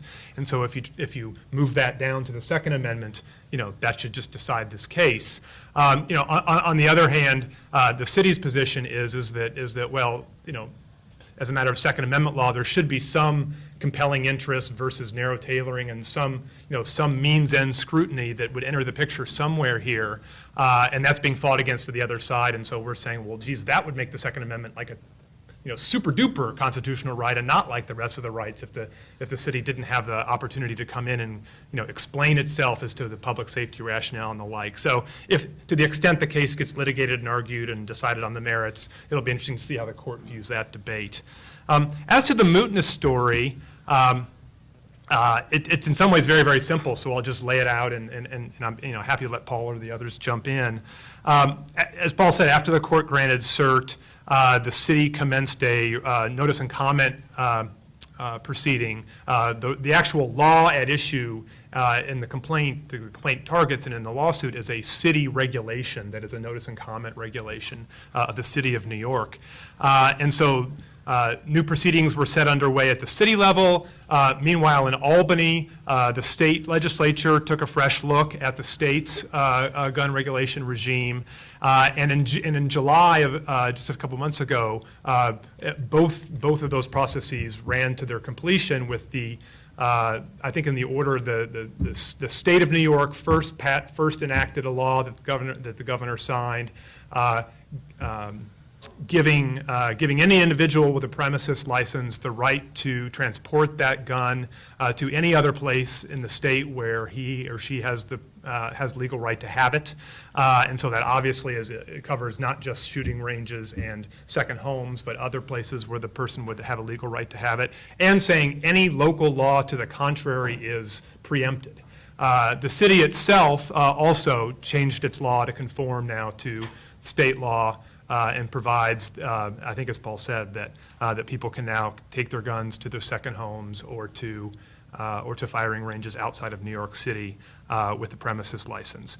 And so in our view, this is not very hard. When you challenge a law saying, this law violates my rights, I want to do these two things, and then the defendant government changes the law and says, okay, you can do them, that's pretty much the end of the case, at least traditionally, as we've understood Article 3. I think there's really two issues if you dig a little deeper under the surface, and the first is, are we in fact, has the city and has the state law in fact given the plaintiffs everything that they've asked for? One set of arguments in Paul's papers, it's kind of funny that we're describing each other's arguments, but feel free to weigh in. I'm just trying to put the issues on the table. Is that Well, what they've asked for is a judicial decree that they have a constitutional right to do these things, and anything short of that leaves it as sort of the privilege of the legislature or a local regulatory body is not the full relief they're asking for. To my mind, if that were correct, I don't know how any case could ever be moot. The other argument is that in various ways, these regulations in the New York state law does not, in fact, give the plaintiffs everything they want because of various other. They may not have a right to stop and get coffee if they're transporting their gun from one place to the other. They may not be able to take it to their beach home, even though they can take it to their summer home if the beach home is just a rental, and et cetera. And our response to those things is, well, when we're just now changing the case, and many of those things are covered anyways. And then the second big issue under mootness is voluntary cessation. The court has a doctrine developed with respect to private parties that says that if a defendant just ceases the activity that's claimed to be unlawful, that itself doesn't moot the case unless the defendant shows with a very, very high showing that they cannot be reasonably expected to resume that allegedly unlawful activity if the case goes away. The court has, notwithstanding that doctrine being out there, the court has always treated governmental changes of law different. Not necessarily governmental changes of practice or policy, but when the government has actually changed a law, with one exception, the court has always treated that differently and not subject to voluntary cessation. The one exception is a case, I believe out of Florida, where the municipality actually told the justice at oral argument, if you dismiss this case, we will in fact change our law back to what it was. So that would have made that argument pretty difficult. Yeah, they should have worked on that answer. Exactly, they didn't workshop that one enough. That's why Irv has his program now. To help people with situations like that. But we think obviously that's not the case here. We've explained that we being the city, have no intention to go back to the old regime, and in fact we couldn't because state law would prevent us from doing it anyways. And so in a sense we would say the case is kind of doubly moot. One last thing on the procedure, I'm not sure if we laid that out, but court actually, I think yesterday, scheduled the case for argument the Monday after Thanksgiving, that wonderful date you always hope you're going to get when the court grants cert. So the case is scheduled then. Meanwhile, it does have our suggestion for mootness scheduled for the end of summer conference. So it's theoretically possible that the court could issue some sort of order, whether taking it off the docket, directing the parties to give more briefing, do something different, who knows. But I think, it may well be the case just goes ahead to oral argument, all this is folded into oral argument, and the court kind of goes from there. One last thing I'll just say that maybe this is a little more for the students in the room that I just find really interesting, and back to Paul's overview, which was really helpful about the Second Amendment litigation as it's kind of gone forward, is that just as if you think about it even broader as a form of public, if you think about the civil rights litigation more generally, ever since McDonald, the gun rights advocates have been arguing, please court, take the Second Amendment outside the home, give us a right to carry, give us some sort of government of right to carry guns in public. All of these cases sort of making that big ask have gone up to the court and not gotten through the door. And so I think it was, made a lot of sense for them to take a different tack and say, okay, let's ask for something very small and incremental. Let's just inch it outside the home for this little bit of transport and from one place to the other. But then that also opens up sort of counterplay that the city and the state have now said, which is, on reflection, if that's what you want, you can have it. And so, the question is whether they have to take yes for an answer. Well, I participated in this case in a really, really minor way, with an amicus brief that addressed the specific argument that the Second Amendment has been treated as a second-class right, which really goes to the standard of review. I mean, what standard of review should apply to regulations of gun rights? And part of what Paul's brief says is, look, the Second Amendment is a fundamental right. And when a fundamental right is implicated, then strict scrutiny applies. We can win under, any version of heightened scrutiny you can imagine, but strict scrutiny should be the standard. And that's, to my mind, that's not true of the Free Exercise Clause. It's not true of the Free Speech Clause. It's not true of abortion. It's not true of voting. So I wonder, like, how much of that is just a rhetorical claim, which what you really want is some form of heightened scrutiny. And I wonder if you could speak to sort of, I know there are a lot of different ways the court could decide the case, but it seems as if the main point of contention, or one of the main points, is how are our Second Amendment regulations going to be reviewed by courts going forward? Yeah, and, without getting into the specifics, I mean, I think you could look to lots of rights that, are given more protection in the tests that are administered to them than the Second Amendment is given in a lot of circuits right now. But, rather than sort of quibble with that, just to kind of broaden the lens a little bit, what I would say is, one of the more interesting things, I think, about the Heller case, and, this is an issue that I gave a lot of thought to because at the time Heller was being litigated, I was, in the SG's office. And so, the question of how the court was going to analyze not just the D.C. statute, but a whole bunch of federal firearm regulations that the Solicitor General's office was duty-bound to defend as constitutional, that made a huge kind of difference to us institutionally. And so that was an issue we gave tremendous thought to. And then the court in kind of Heller, in a way that, it's great to be a justice, they can just sort of, no, I know all you litigants are talking about this standard or that standard, but just boom, here's our decision, and our decision is essentially not to decide a standard of review and to just basically say, look, statute in front of us is a complete ban of the thing that we think is most useful for an individual to exercise what we think is the core of the right. So this fails any level of scrutiny, and we're done. And, McDonald, the only real question at McDonald was the incorporation question, so they didn't advance that ball at all. To me, the really interesting aspect of it was, and I think it was, the chief had a question at oral argument that was kind of built in the idea that, like, look, in the First Amendment context, like, we had a lot of baggage with all of this, like, heightened scrutiny, intermediate scrutiny minus for certain election regulations.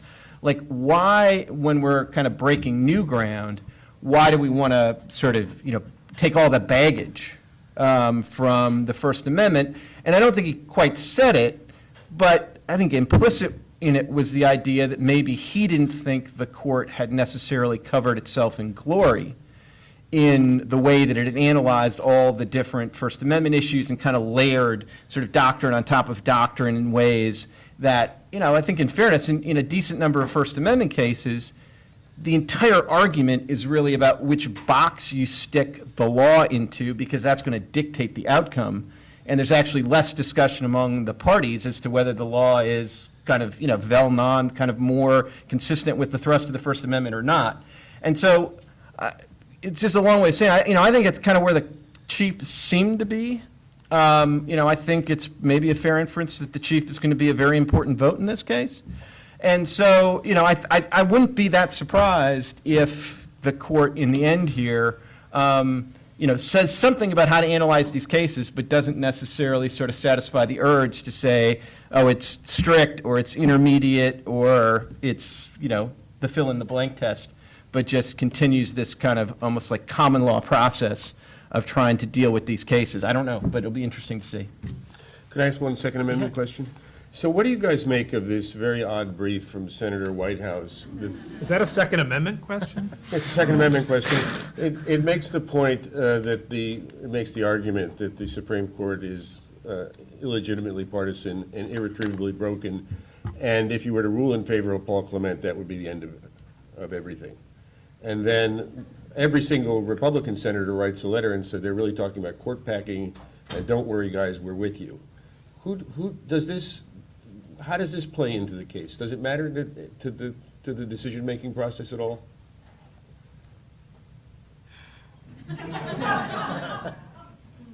We'll see. That's the too soon to tell answer. Yeah. Yeah, I think one of the lunch panels talked about that exchange of letters from the senator, or I guess one was a brief and one was a letter to the clerk that's not been filed. on the docket. But, one hopes they're just set aside. Adam, why don't you talk about the abortion docket? We've talked about the abortion case the court is very likely to take. It's on for the October 1st conference, June Medical Services. And it's a case that matters on several levels. It matters as to admitting privileges laws. It matters as to whether the court is going to adjust the standard for analyzing abortion restriction laws, the Casey standard about what's an undue burden, what's a substantial obstacle. It's going to tell us something about whether a change in personnel at the court will seem to change the result in a case. And we've seen this before in the abortion context, where two very similar partial birth abortion laws got different treatments when Justice Alito replaced Justice O'Connor. And it will tell us something about how the court views its own role vis-a-vis the circuits, where even if it might be inclined to go in a different direction, it might not want the circuit to anticipate where it's going before it does. So anyway, the case involves a Louisiana admitting privileges law. Admitting privileges laws are a very, you can call them clever way to restrict abortion rights, because it sounds like a great idea. Like, why not? Why not have your doctor also have admitting privileges at a nearby hospital? And it turns out that admitting privileges are, for a variety of reasons, both unnecessary and hard to get. Abortion is a very safe procedure, and hospitals usually grant admitting privileges to people who do a volume business. And because you have no particular reason to go to the hospital, you might not be, even on economic grounds, being granted admitting privileges. And then there are parts of the country where they don't want to give admitting privileges to abortion providers. So the practical consequences of these admitting privileges laws is to drive down the number of clinics and the number of providers who can provide abortions.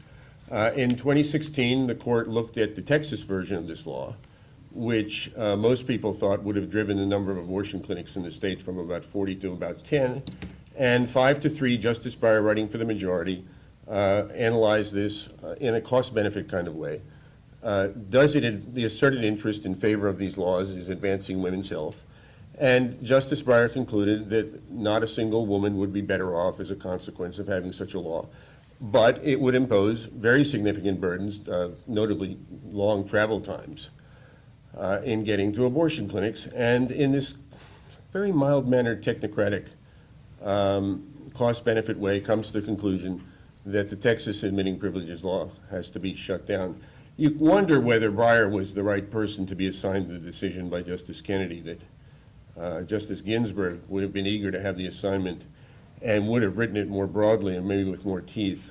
But what you get out of the Breyer opinion is a sense, maybe, that this is not a legal proposition.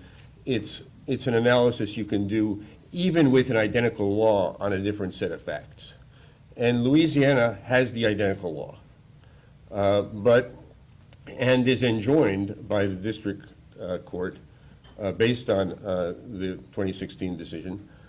But the Fifth Circuit reanalyzes the facts. It says, yes, we understand those legal propositions, but we're going to look at it, and we've now identified a state interest that wasn't present in Texas. There's, lo and behold, a credentialing function of having admitting privileges. It tells you something about the quality of the doctor that wasn't present in the Texas case, so that's a state interest. And you have the sense also that this is really like rational basis review. We're not going to second guess the legislature. If they think it matters, we think it matters. And then there's also this kind of slicing and dicing of a concept I've never fully understood, whether it affects a large fraction of women and what's the numerator, what's the denominator. But anyway, the Fifth Circuit manages to figure out that the identical law is different in Louisiana, even though in Louisiana, and this is contested, but it may well be that it would drive the number of abortion clinics to 1 and drive the number of abortion providers to 1. So it would have a very drastic effect. This comes up to the U.S. Supreme Court on a stay application, and hours before the law is to go into effect, at 9:30 at night, a 5-justice majority, the Chief Justice plus the liberals, stays the Fifth Circuit decision pending the filing of a cert petition. And it's hard to know what to read into that. There's no reasoning. It may be that the Chief Justice, obviously the controlling vote, who was in dissent in Hellerstedt, thought that whatever was going to be done here ought to be done by the Supreme Court. Hard to tell, but it does suggest very strongly that the court will take the case. Now, Jeff's involved in the case, and he can say a little bit more. His side makes the pitch that this is so easy they should summarily reverse, and I can see the logic of that. But I don't think that's the most likely path forward. I think they probably set it down for merits argument, and I think they're going to scratch their heads, and the right side of the court is going to find ways without overruling Hellerstedt to apply what they're going to say is the standard from that case to these facts to reach a different result. Do you want to say something? I'll say two quick things, invite the other panelists to weigh in as well. Well, just picking up where Adam left off, it was a great description. I got involved in the case. I am involved now with the plaintiffs, but I got involved very late in the cert process, just for the last filing. But as I've looked at it and thought about it, the analogy, you talked about the partial birth abortion duo of cases, but the analogy that came most quickly to mind for me was Citizens United in the sequel from Montana. And in many ways, if you read the Fifth Circuit's opinion, it reads just like the Montana Supreme Court decision in that case, which says, we have a decision from the Supreme Court announcing a constitutional rule that depends on a bunch of facts on the ground. In the Montana case being, whether certain campaign contributions pose a problem for corruption. And the Montana Supreme Court says, well, we have a different regulatory environment in our state and a different set of facts on the ground, and so we're going to come to a different conclusion than the Supreme Court came to in Citizens United. Not because we disagree with the legal principles the Supreme Court announced, just because the facts in Montana are different. And that's basically exactly what the Fifth Circuit did in this case, which is say the facts on the ground in Louisiana and the regulatory environment in Louisiana are different than Texas.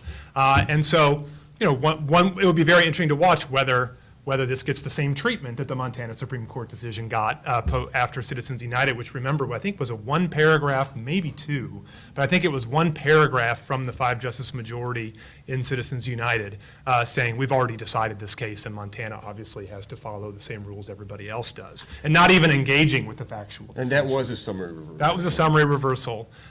So that's so that's kind of the analogy, at least the hopeful analogy, where I'm sitting in the case and thinking about it.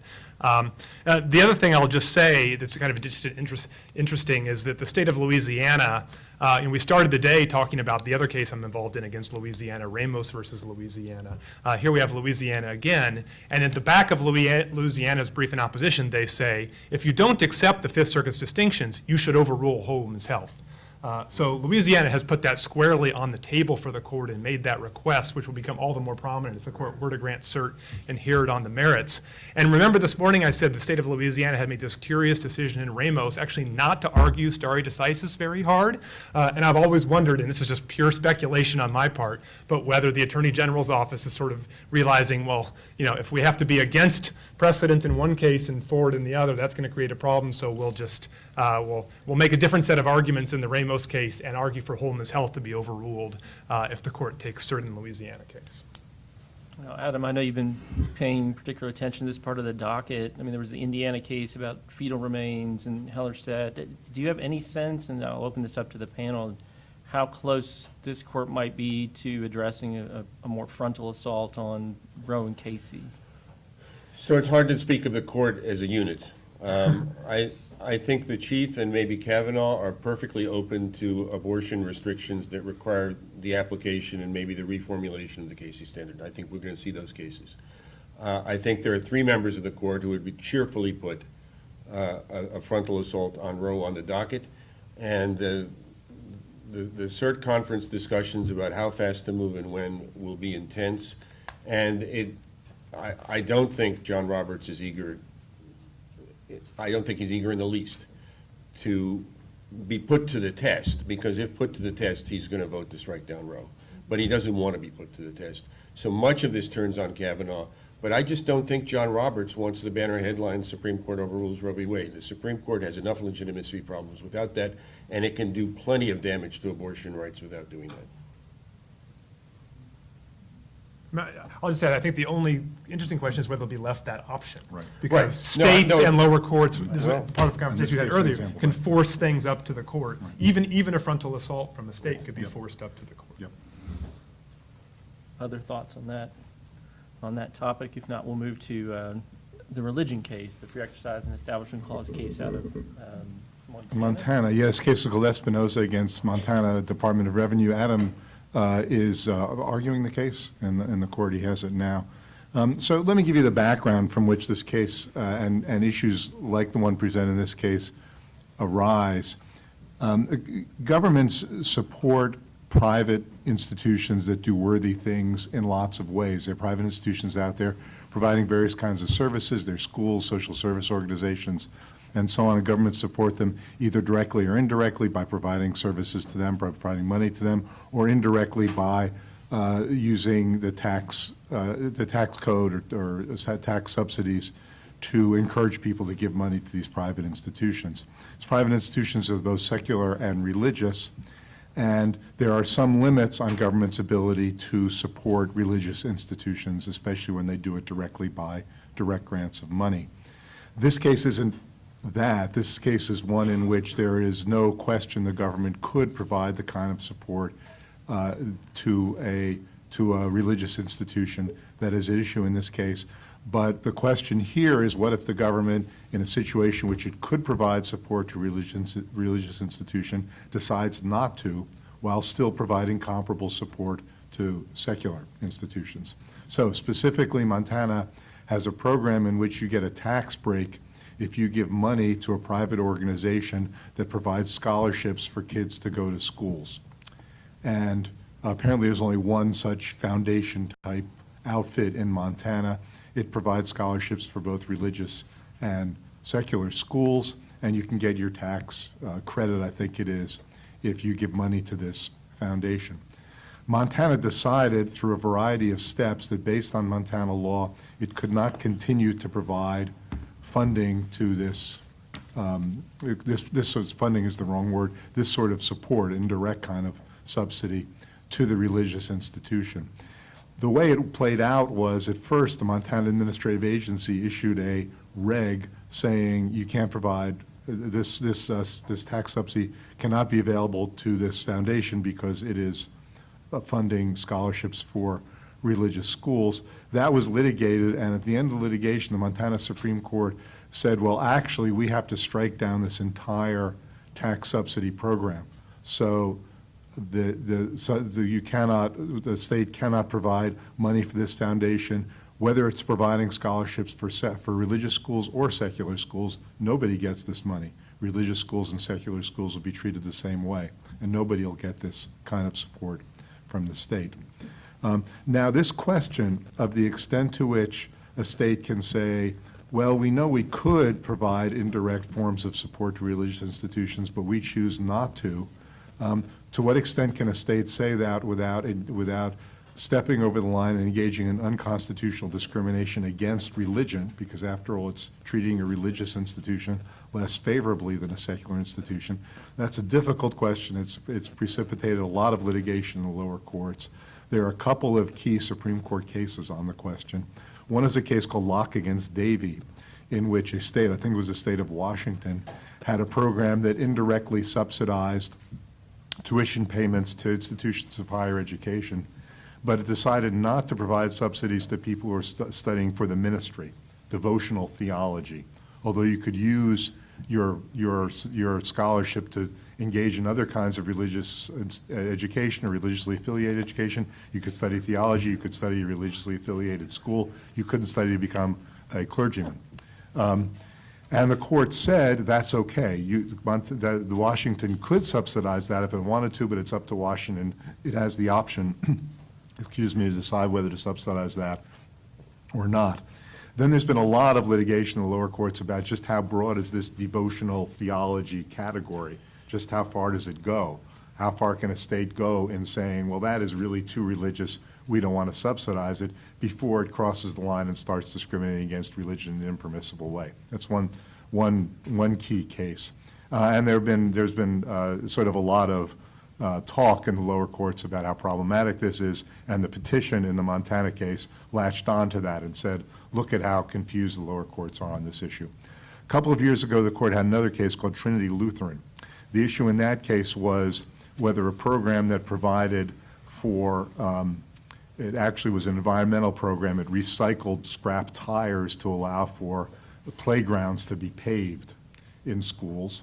And the school, the state, I think it was Missouri, said it would not provide this benefit to a religious school for its playgrounds. The court said that was unconstitutional. That fell on the other side of the line. That was discrimination against a religious institution.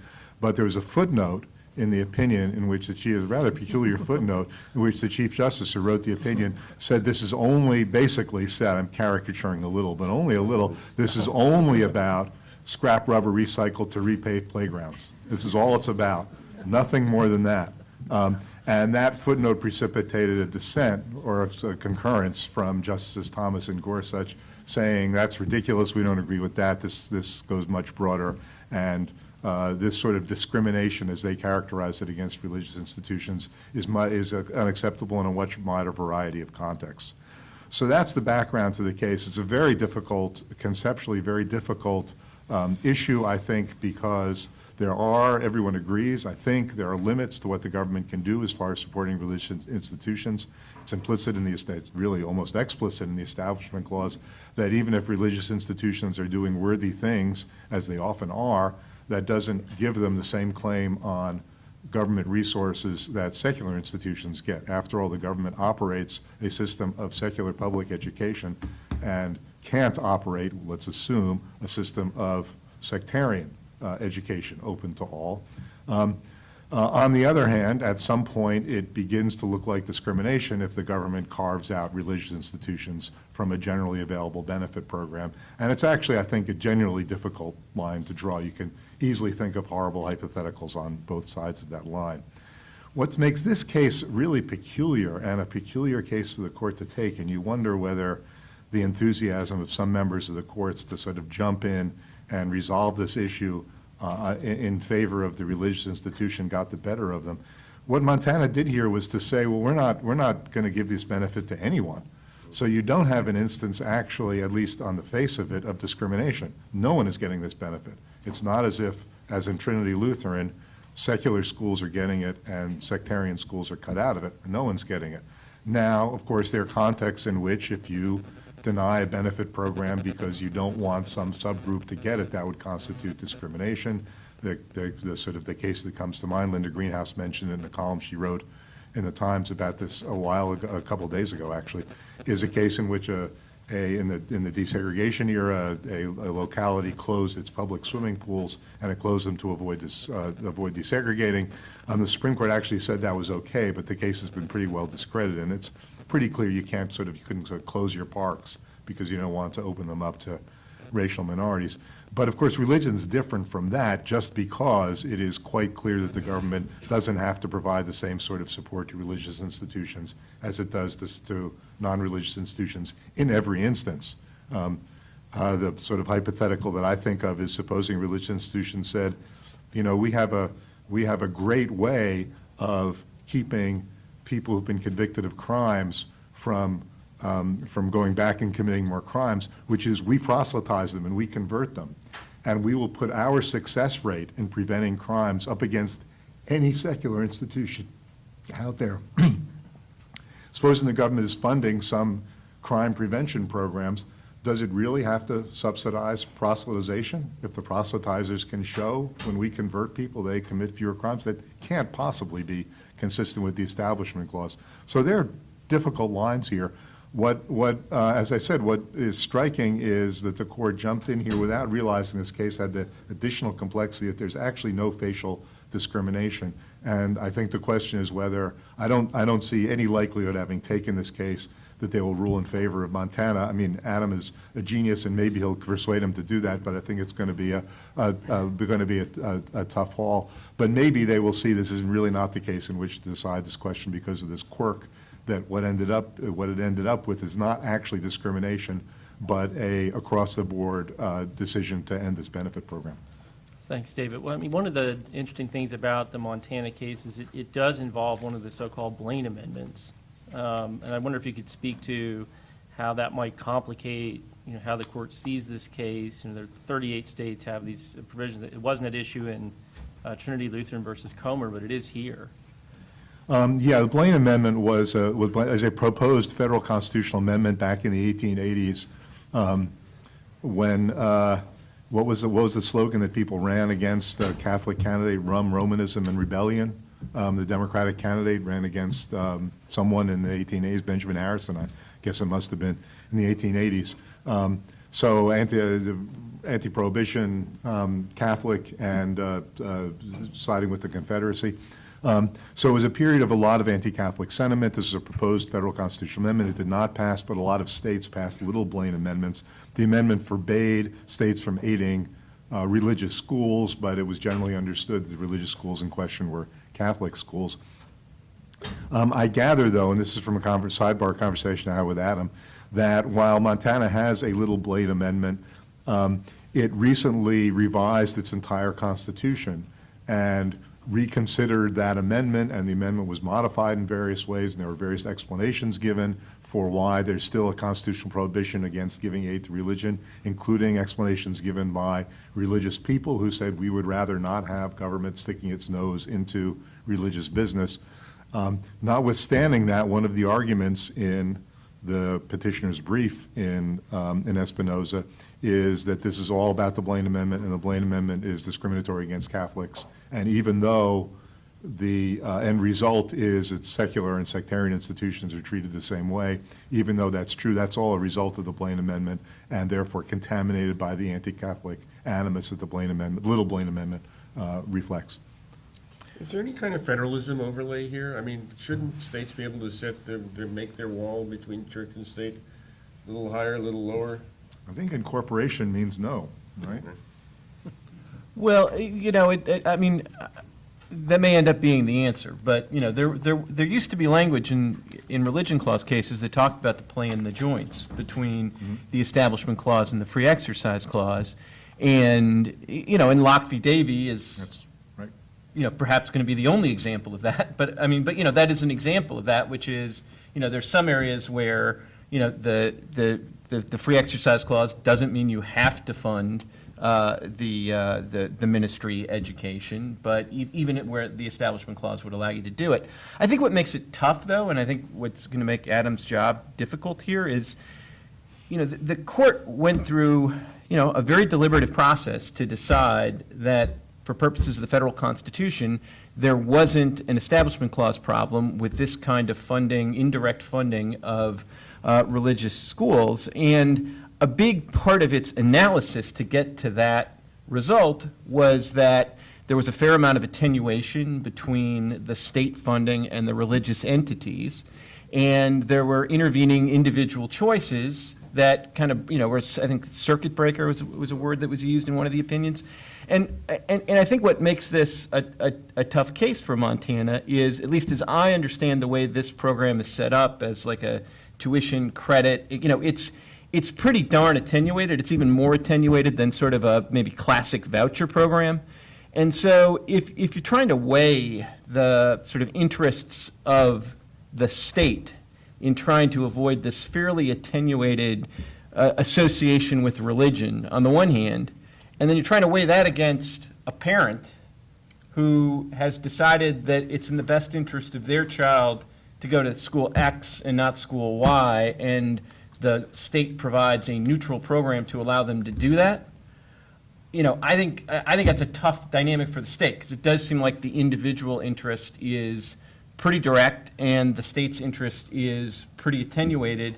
And I think that's a little different from the Locke v. Davey dynamic. So it's a long way of saying I think there's some federalism, some play in the joints, but I'm not sure there's this much, and there certainly wasn't a federalism majority in the Trinity Lutheran case. Well, federalism is different from playing the joints, right? I mean, federalism would mean a state can set a different standard from the U.S. I understood Adam's question to be that. I mean, I'm just wondering whether you can think of the federalism argument in a different way. I don't know how this sounds to you, but remember, state law is doing all the work up until you get to the First Amendment question in this case. So the program is enacted under state law and invalidated under state law. Right. And it's almost like it was never, the state just never enacted the program in the first place. And so from a federalism perspective, is that a way to think about this? Like a state would have a right just not to have a program like this. That's really, at the end of the day, the only decision the state of Montana has made. But it's not, again, it's not state federal, but I think that's right, that one weirdness, one oddity about the case is how is this different from if Montana had simply never established Yeah. a program? And supposing there were even a record in the legislature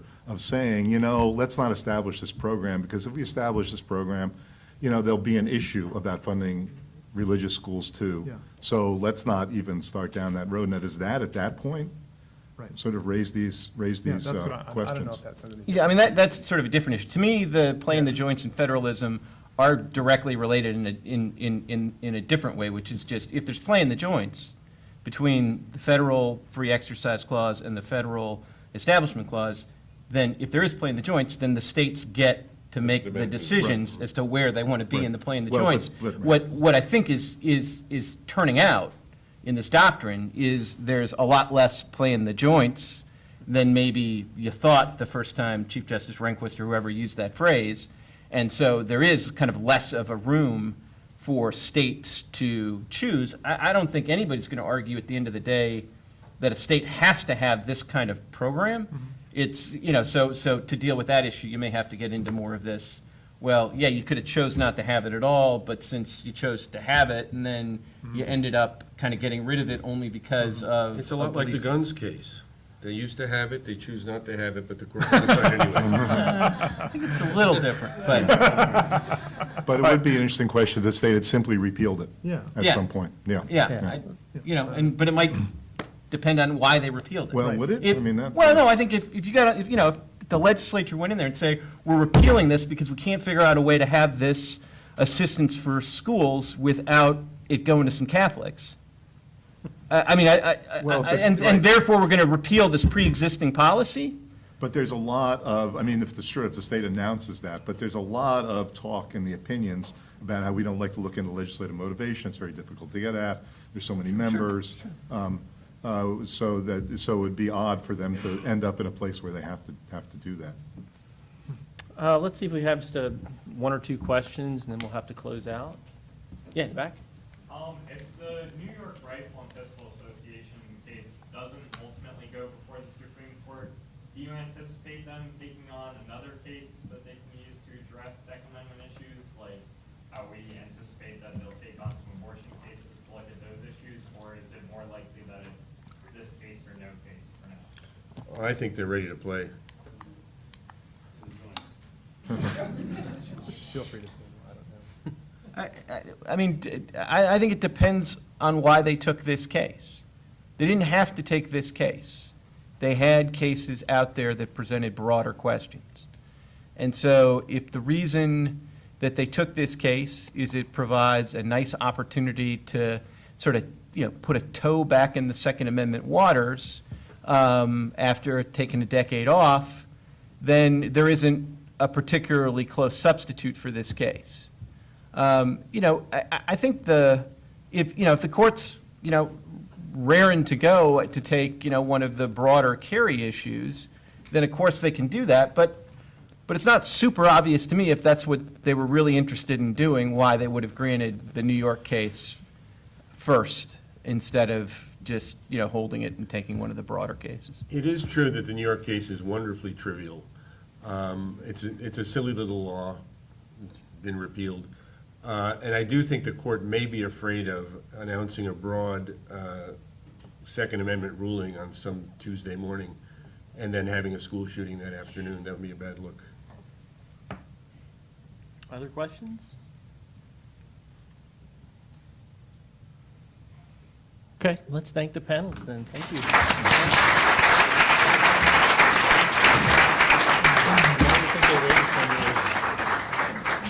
Let the lower courts work it out.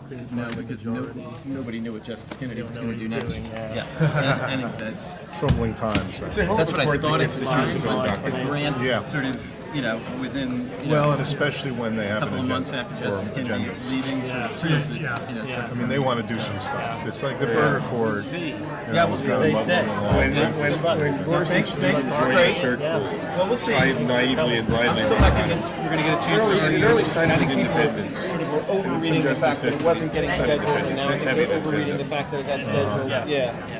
The Right, court's- he wants to look for. The court's scheduling look for the practices cases, are or have his that. clerk look for the cases. Yeah, well, that was just punishing both of us. Yeah. Day after Thanksgiving. Tara, how's it going? All right, made it to another one of these. There we go, there we go.